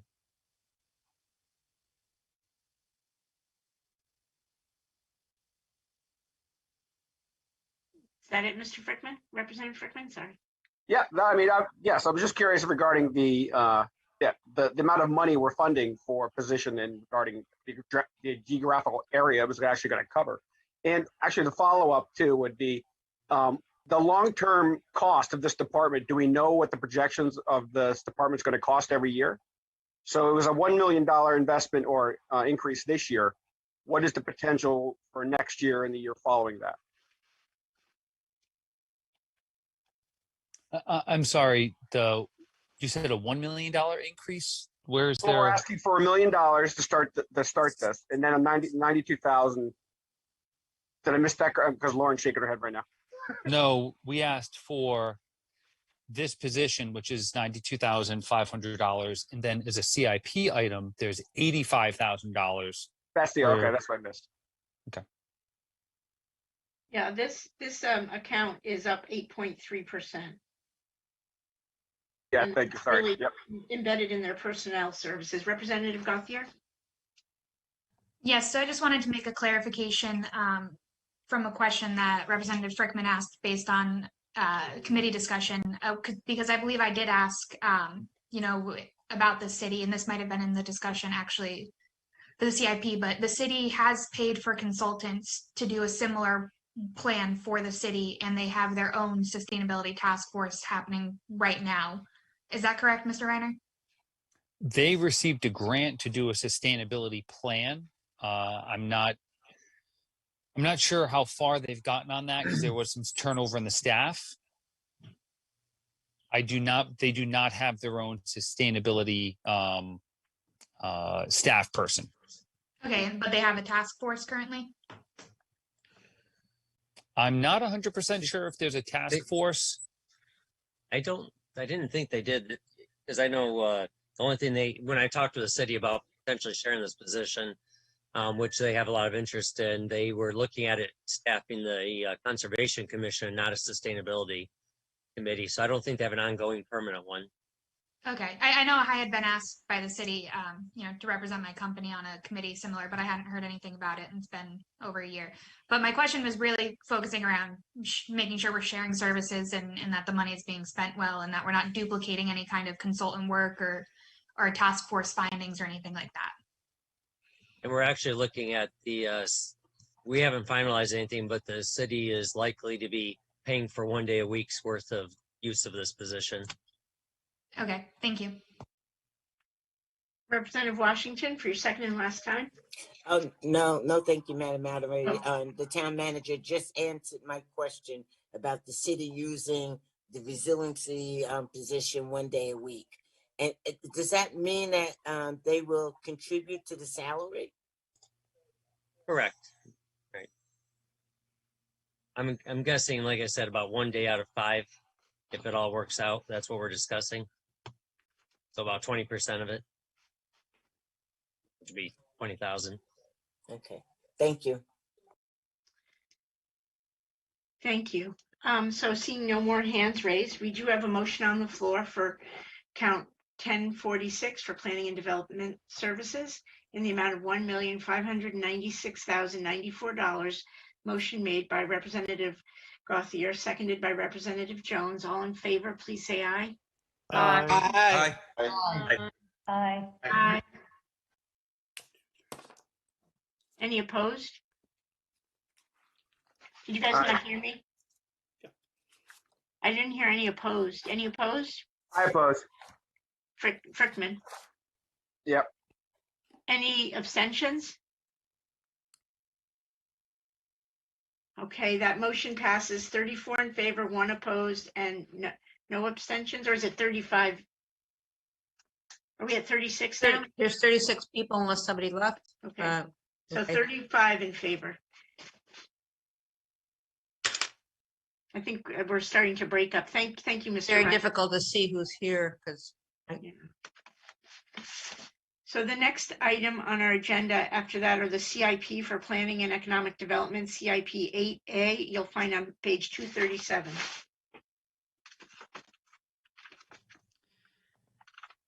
So the CIP 8A Economic Assistance Fund motion was made by Representative Jason Rusk in the amount of $50,000, seconded by Hainline. There was no discussion and it was unanimous approval for this amount by the committee.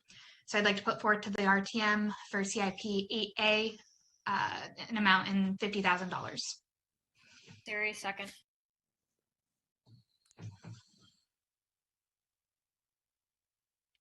Okay, we have a motion on the floor for CIP 8A Economic Assistance Fund made by Representative Gauthier and seconded by Representative Casieri in the amount of $50,000. Is there any discussion on this item?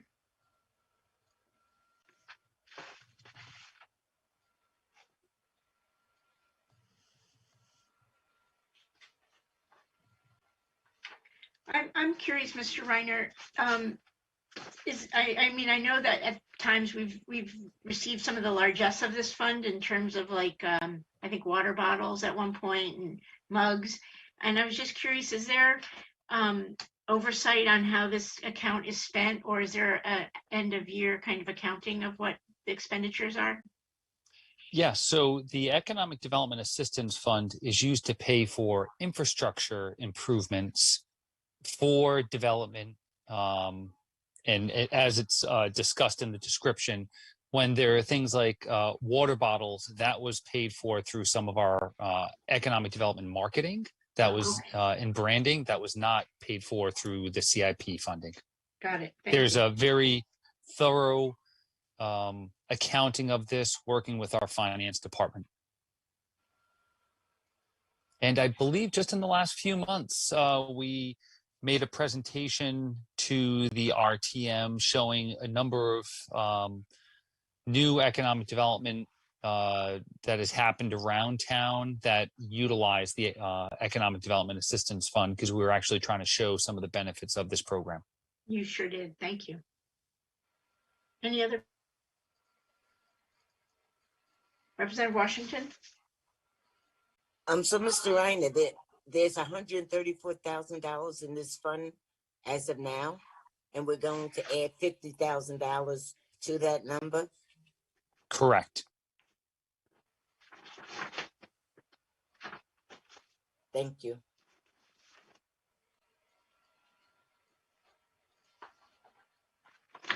All right, seeing no hands raised, we have CIP 8A Economic Development Assistance Fund. On the motion has been made by Representative Gauthier, seconded by Representative Casieri in the amount of $50,000. All in favor, please say aye. Aye. Aye. Aye. Aye.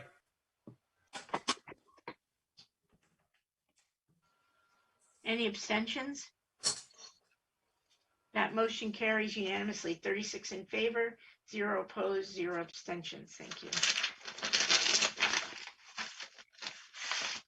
The next item is CIP 8B. Thank you, Madam Moderator. CIP 8B, open space acquisition, motion made by Representative Jason Rusk in the amount of $10,000, seconded by Representative Bailey. So there was a discrepancy on this account. The original number proposed by the manager was higher, and the council ended up moving a number lower in the amount of $10,000. During the discussion, Mr. Burt noted his support for the council number of $10,000. We moved the number. It was Gauthier, Bailey, Baker, Kopp, Hainline, and Rusk all in favor. Representative Hanscom voted against the number. So I'd like to put forward to the R.T.M. For CIP 8B open space acquisition, $10,000. Second by Kopp.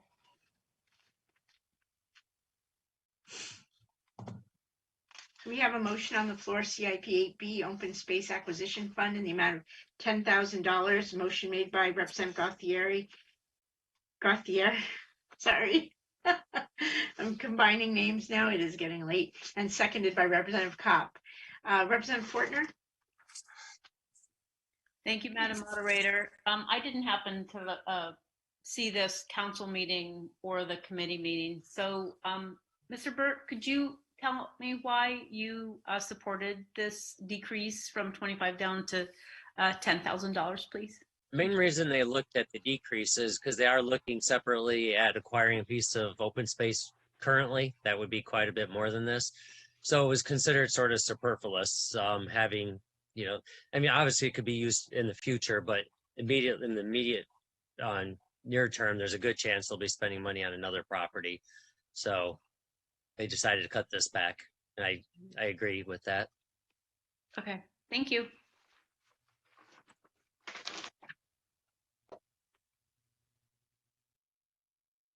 And so Representative Chase? Thank you, Madam Moderator. Mr. Burt, I know one of the statements made at the town council meeting was that we already have open space in negotiations and we don't need this for FY22. Is that still the case? Could you restate that again, please? Yeah, it was stated at the town council meeting that we already have open space negotiations, and they said that we don't need this for FY22. Is that still the case? Well, what would probably happen, I think there's about, if this other deal goes through, if the property is purchased, then whatever's in this fund will be used first. So even if we put some in, if that sale didn't happen until after July, he'll just use that up anyways, and then subtract from what would have to come out of general fund. So, you know, it just depends on which way you look at it. All right, and this money isn't used to purchase open space. It's used for like matching or You could do surveys either. or assessments or anything like that. You can do both, either one. Okay. And we already have what, about 21% of our whole town, city, everybody, about 21% of open space already. John, do you know? And it's at least that. It's approximately that. That's what I have in my notes. Yeah. So how much more open space do we need? Or do you want to have? I think that's partly a council decision, not really a staff decision. And what's the requirement by the state? Percentage wise? I believe the state goal is actually around 21%. And we're at that. Okay, thank you.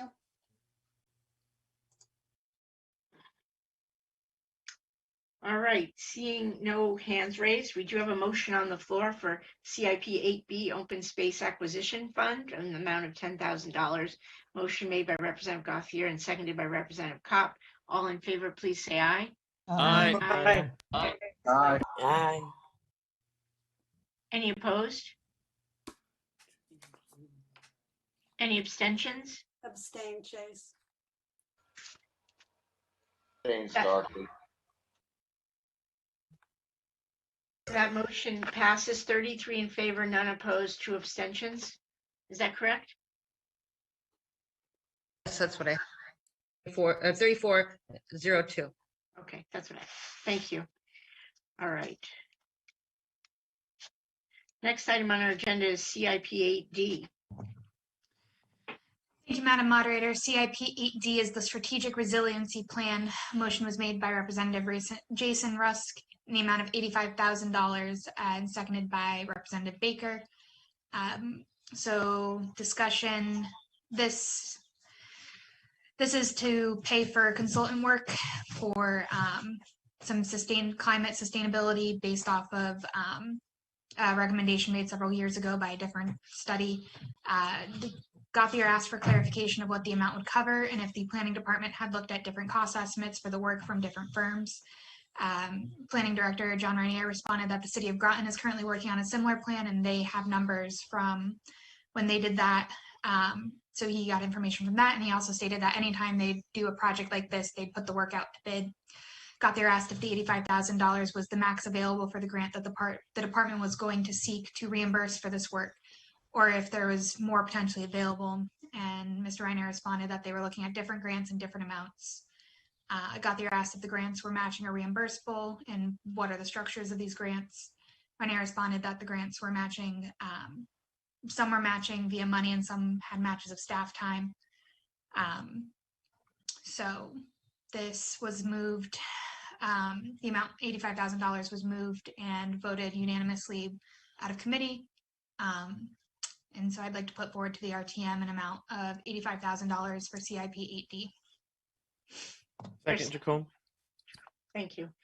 We have a motion on the floor for CIP 8D, Strategic Resiliency Planning, in the amount of $85,000. Motion made by Representative Gauthier, seconded by Representative Jacome. So I just wanted to circle back to some of the last account 1046 was it, and that new position that we just hired, Mr. Reiner, if you could just give us a sense of why that person can't do the work of this CIP, that would be great. Sure. So the work of that position is going to cover a number of things within specific departments and across the board around town, whereas we're looking to develop a plan that would is based off of some of the older work done in Groton, as well as some of the work that we've done with the Nature Conservancy over the last few years, looking to address strategies across Groton, our villages, our commercial districts, looking at resilience options for responding to the threats of climate change and sea level rise. Doing that plan itself would be a full-time position plus for a couple to a few years for this position. The council has said they want to accomplish a lot of things with this position. We want to focus on outreach. So we're looking to have a plan that focuses on public outreach and implementation and low-cost options for what we can do to make sure Groton is more resilient, not only for homeowners, but for businesses and for the town as a whole. And we want to focus with this plan, looking at the whole town, but have a real specific dive in both at Pequannock Bridge and downtown Mystic. Thank you. Any other questions or discussion on this $85,000? Representative Fortner. Thank you, Madam Moderator. Mr. Reiner, is there any way you can give me any type of example of how seeing that we can't change our sea level, how a study can come up with an idea that makes any individual neighborhood, village, or home more resilient? And I'm serious. Like I just don't understand what kind of options we might have, and I'm hoping you might be able to explain something to me. Thank you. Sure. So there are a lot of options, and it all depends on Some of these are going to be very difficult conversations. Some of these options are going to hurt more than others.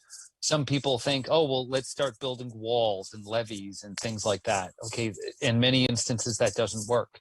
Some of the options might be actual retreat from the shoreline. Some of the options might be, how can we better manage our stormwater flow from the town so that when we have storms, there's less water going down into the ocean or into our, the Mystic River and other areas within the town that would flood during these events, so that there's not an impact coming from the sound as well as from the shore. Just a few ideas there.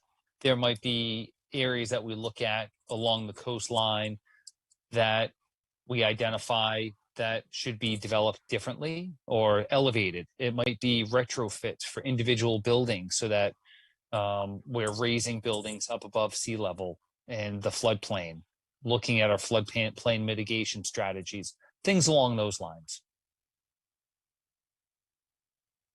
One thing that comes to mind, a few years ago, I mentioned a project that we were doing with the Nature Conservancy, and we had been looking at areas to revitalize and for growth within the town. And initially we were looking around what are some of the strategies we could do in Pequannock Bridge, along the Route 1 corridor there.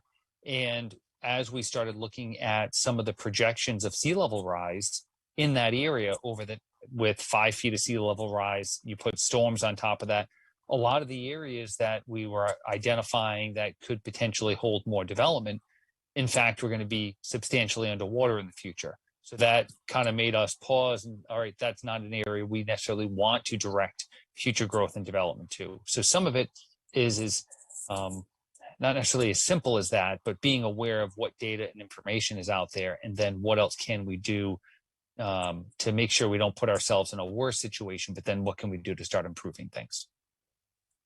Okay, thank you so much. But so this is all a plan that you can decide whether pieces and parts that you could either choose to try to implement or not, or some certain things might have large expense versus lower cost.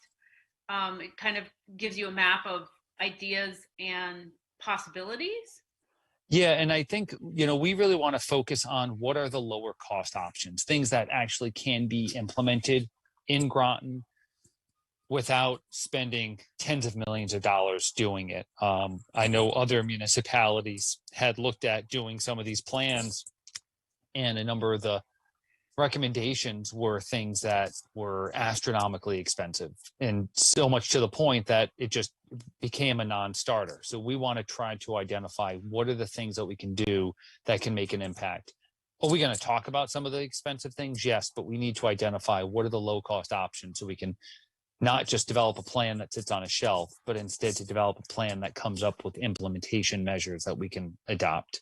It might recommend new zoning to lessen density along the coast, things along those lines. Okay, that sounds like a kind of study that better than the kind that sits on the shelf. Thank you so much. You're welcome. Thank you, Representative Washington.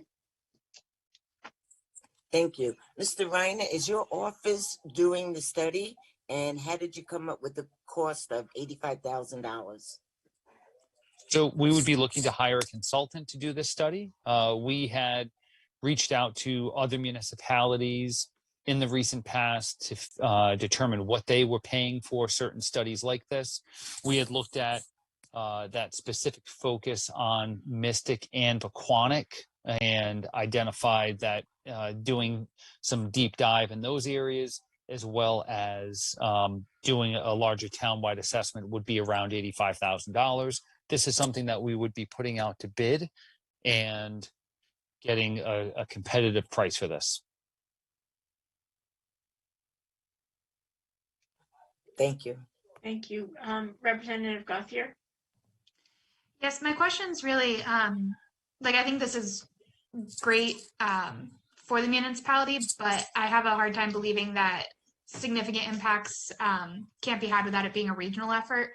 What do you see a kind of a regional effort or regional cooperation coming from this type of position or this type of study to look like? Regional meaning other municipalities? Yeah, so other coastal municipalities, Stonington, New London, Waterford, feel like we'd have to kind of work together in order to protect the entire area.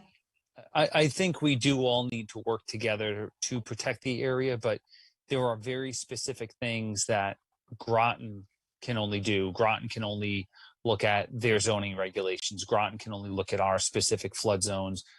Groton can only look at our side of the Mystic River and what we can actually do here. You know, even as the next CIP item we'll talk about is the Mystic parking study that we had been starting on. That's something that we are hopeful that as we propose implementation strategies together as a group, that they both can happen in concert. But things like that become very difficult. I do think it'd be good though for them to all work together to raise revenues to go after grants. I'm sure at some point FEMA is going to have a lot more money available for these things. So as you have your plans in place, you can band together to seek those funds. So I have a question, Mr. Reiner. You had suggested that the city of Groton had a grant to do something very similar to this. Why didn't the town of Groton apply for that grant? We did apply for that grant and we did not get the grant. I'm sorry, you broke up a little. We did apply for that grant and we did not get the grant. Are there others? We're actually applying for a grant through that same fund this upcoming year, looking specifically at Mystic, and we hope to get it. We've been in communication with that agency that is giving out the grant funds, but it's not guaranteed. Thank you. Representative Whitney? Yes, I just wanted to come back to the intersection of the resiliency, new resiliency position and this plan.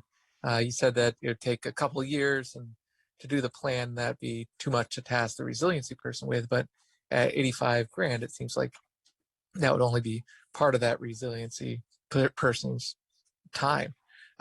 So is this more a case of not being able to complete this plan in-house, and that you need, engineering savvy and everything else together? But just in general, when this plan is done, what is the resilience officer going to do with this? So once the plan is done, the planning is usually the easy part. The implementation is the very difficult part, and taking that through takes substantial staff time and resources and energy to implement a plan.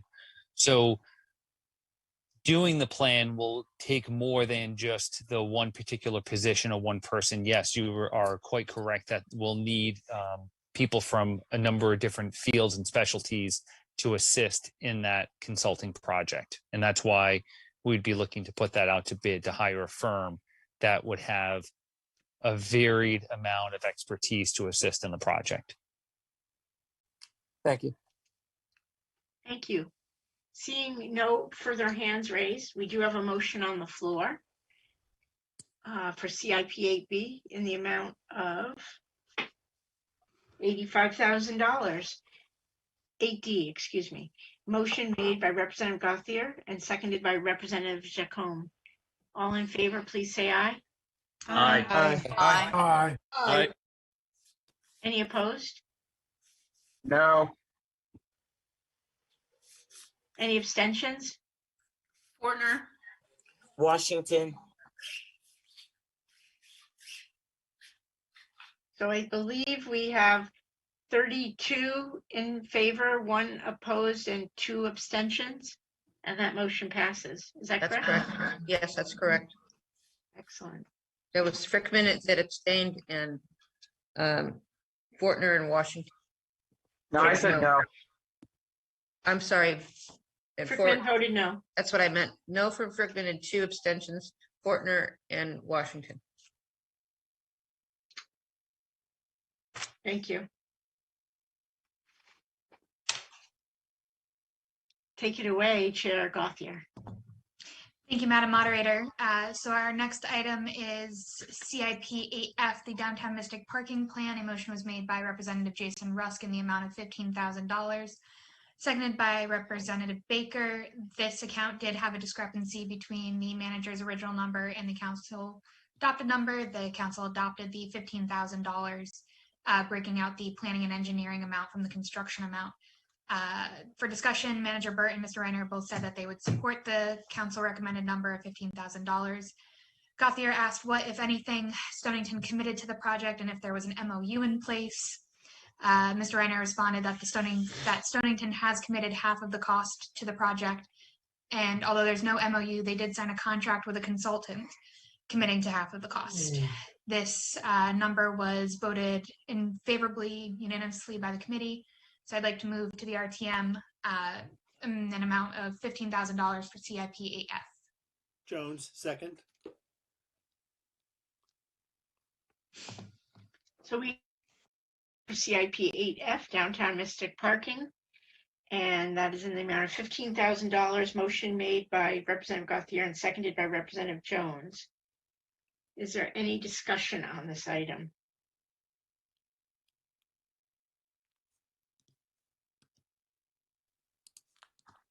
Representative Jones. I would just say, having gone to Coffee with the Cops events in Mystic, this issue dominated probably half the meeting from the merchants. So they see it as really critical part of being able to handle all the tourists and the load of the cars and things like that. So it was a big deal for them, and also for the police department too. But the merchants definitely spent half the meetings that I've been to on this topic. So I support it. Thank you. Representative Fortner. Thank you, Madam Moderator. I agree with Representative Jones. It's a big deal. Can either Mr. Byrd or Mr. Reiner give us any idea about what you guys are talking about here as far as solutions, or is that going to all come at the end? Thank you. So, John Reiner, we are actually having a presentation on this study, on this first phase, by our consultant on the May 27th. Sorry, take me a second to pull up my calendar here. At 6 p.m. via Zoom. We'll be sending out a meeting notification on that in the next day or so. And that'll be the first phase of the project, which is going to have a number of recommended strategies. We then will be taking that document to the town council, talking to them about it, about what our consultant recommends. Our consultant that has been working on this first phase of the project specializes in parking in downtown areas like Mystic. And it's been, I think, a real eye-opener for a lot of us working on the project. Okay, look forward to that. Thank you so much. Thank you. All right, seeing no hands raised, we do have a motion on the floor for CIP 8F downtown Mystic parking in the amount of $15,000. Motion made by Representative Gauthier, seconded by Representative Jones. All in favor, please say aye. Aye. Aye. Aye. Any opposed? Any abstentions? That motion passes unanimously. 35 in favor, 0 opposed, 0 abstentions. Thank you. So it is. Thank you very much, everyone. Thank you, Mr. Reiner. It is after 10 o'clock, so I want to just take a kind of a sense of the body. If we want to continue with the last two accounts, which are Human Services and the Human Services Assistance Fund. If you would like to keep on plowing through, please raise your little yellow hand. Or whatever color you want to make it. Yes, and if I may, Madam Moderator, I really appreciate that Marge Van Duels has hung on as long as she did. Yeah. I think, I don't see her in the attendees anymore, actually. If she is still here, yeah, there she is. I'd appreciate, since we did go on as long as we did, the accounts moved very quickly in committee. There was no contention. I think everyone very much appreciates and supports the work that her department does. So I'd like to move on. I think we Is just it- have about a. Is it possible to take a little break? Sure, 5 minutes. Great. 5-minute break. Please come back at 10:17.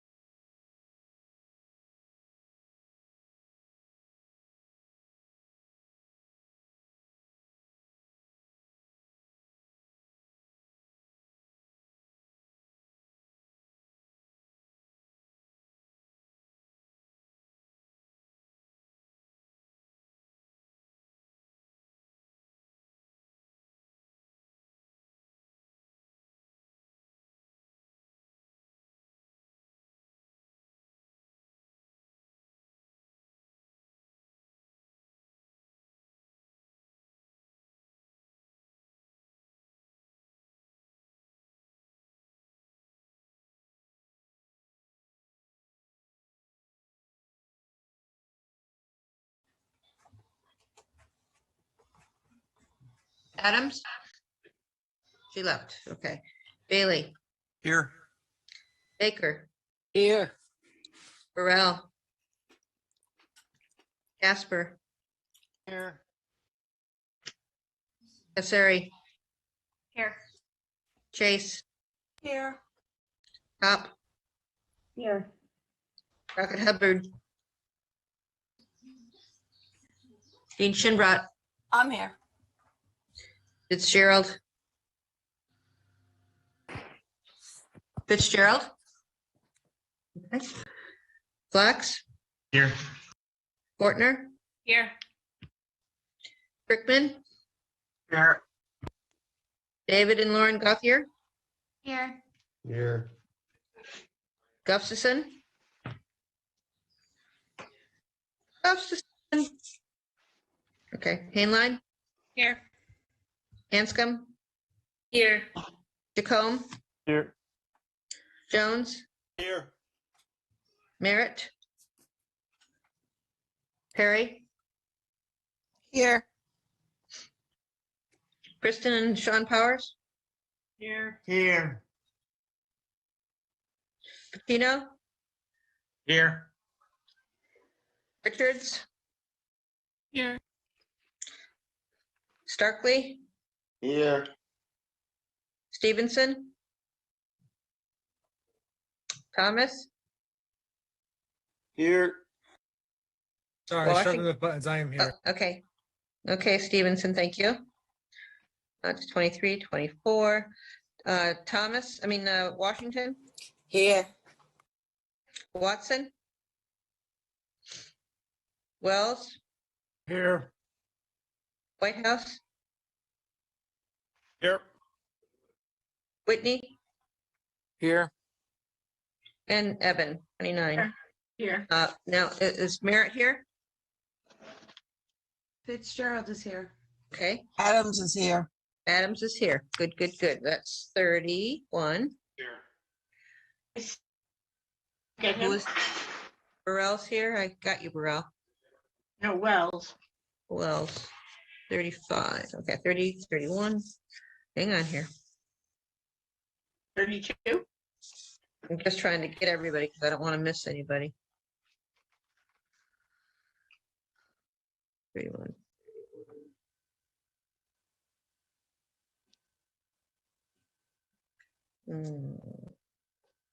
I'm getting 31. You getting 32? No, that's fine.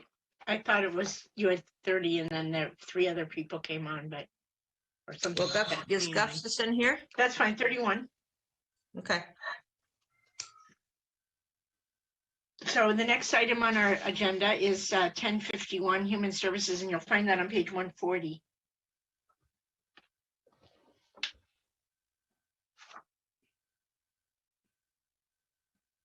Chair Gothier, you want to lead us off? Yes, thank you, Madam Moderator. Account 1051, Human Services, a motion was made by Representative Baker in the amount of $318,000, seconded by Representative Bailey. There is no discussion, otherwise to thank Director Fundulis. It was unanimously passed out of committee, so I'd like to put forward to the R.T.M. for $318,000. Okay. Black, second. Second, sorry. Is there a second? Oh, Flax, thank you. Because I'm not hearing very well. I think I'm starting to break up. All right, so we have account 1051 Human Services, moved by Representative Gothier, seconded by Representative Flax in the amount of $318,000. So can you just tell us why it's different than in the budget book? I didn't think it was, unless there was a typo on my minutes. We moved the town council number. I remember that. Let me just take a look. Again at the page, 318,000. Yeah, that must have been a typo on my page. It should be 588,909. So so I will, I guess, rescind my motion And Flax, will you accept that? Yes. Thank you. All right. And make a new motion. Thank you. Yes, I'd like to make a new motion in the amount of $588,909. Second. Thank you. So we have a new motion on the floor in the amount of $588,909 made by Representative Gauthier and seconded by Representative Flax. Representative Hanscom? Yeah, I just wanted to mention for in our meeting, I also have 380,000 listed, and I think it was because we moved 200,000 from somewhere like to somewhere else now. That's the only thing I can think of, but I don't, I asked, I mean, we have the same number, but I don't remember moving any monies elsewhere, and I'm trying to find where we would have come up with 318,000 out of the numbers provided. It was not, I don't believe that this account was changed by the council. No, it wasn't. Actually, I do have the R.T.M recording up, so it looks like there's other questions by other representatives. Thank you. Representative Washington. I was just going to say that the town council moved the 589,000 number. 88, yeah, they did. Yeah, 588. I can't see, it's late. No, that's fine. Representative Hanscom, did you wish to speak again? No. no, yeah, no. All right, seeing no other hands up, we have a motion on the floor that was made by Representative Gauthier for account 1051, Human Services, seconded by Representative Flax in the amount of $588,909. All in favor, please say aye. Aye. Aye. Aye. Aye. Any opposed? Any abstentions? Abstain, Chase. Okay, that motion passes 30 in favor, 0 opposed, 1 abstention. Yes, I'm sorry, Madam Moderator. Just quickly, I will say I went back and watched that section of our R.T.M committee. It was moved at $588,909. So. Thank you for checking that for us. It's late, and so weird things can happen. All right, last one. Beautiful. Thank you, Madam Moderator. Account 7320 Human Services Assistance Fund. There's a motion made by Representative Hanscom in the amount $10,000, seconded by Representative Baker. No discussion, moved unanimously by committee, so I'd like to bring to the R.T.M a motion for $10,000 for account 7320. Seconds. Okay, account 7320 Human Services Assistance Fund in the amount of $10,000. Motion made by Representative Gauthier and seconded by Representative Jacome. Is there any discussion on this?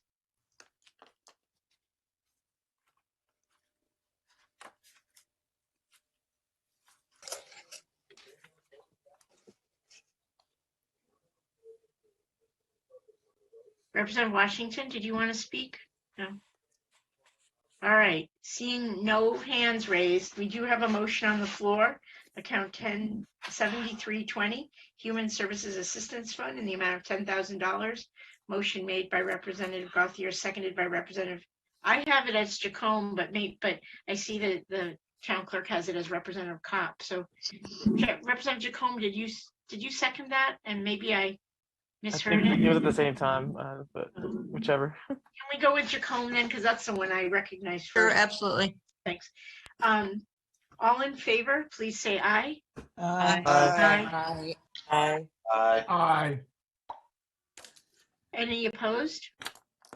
Any abstentions? That motion carries unanimously. 31 in favor, 0 opposed, 0 abstentions. Thank you very much. Is there, entertain a motion to recess until Wednesday? Gauthier, motion to recess. Thank you. Second. We have a motion by Representative Gauthier, seconded by Representative Jones, I believe. All in favor, please say aye. Aye. Aye. Any Aye. opposed? Any abstentions? So we shall recess till Wednesday when we meet. I believe that meeting starts at 7:30. Yes, and then we'll have our regular meeting at 7:30, and immediately following that, we will segue into our special annual budget meeting. Okay. Okay. I'll see you guys then. Thank you, everyone. Good job. Thank you, Emma. Have a good night. Good night.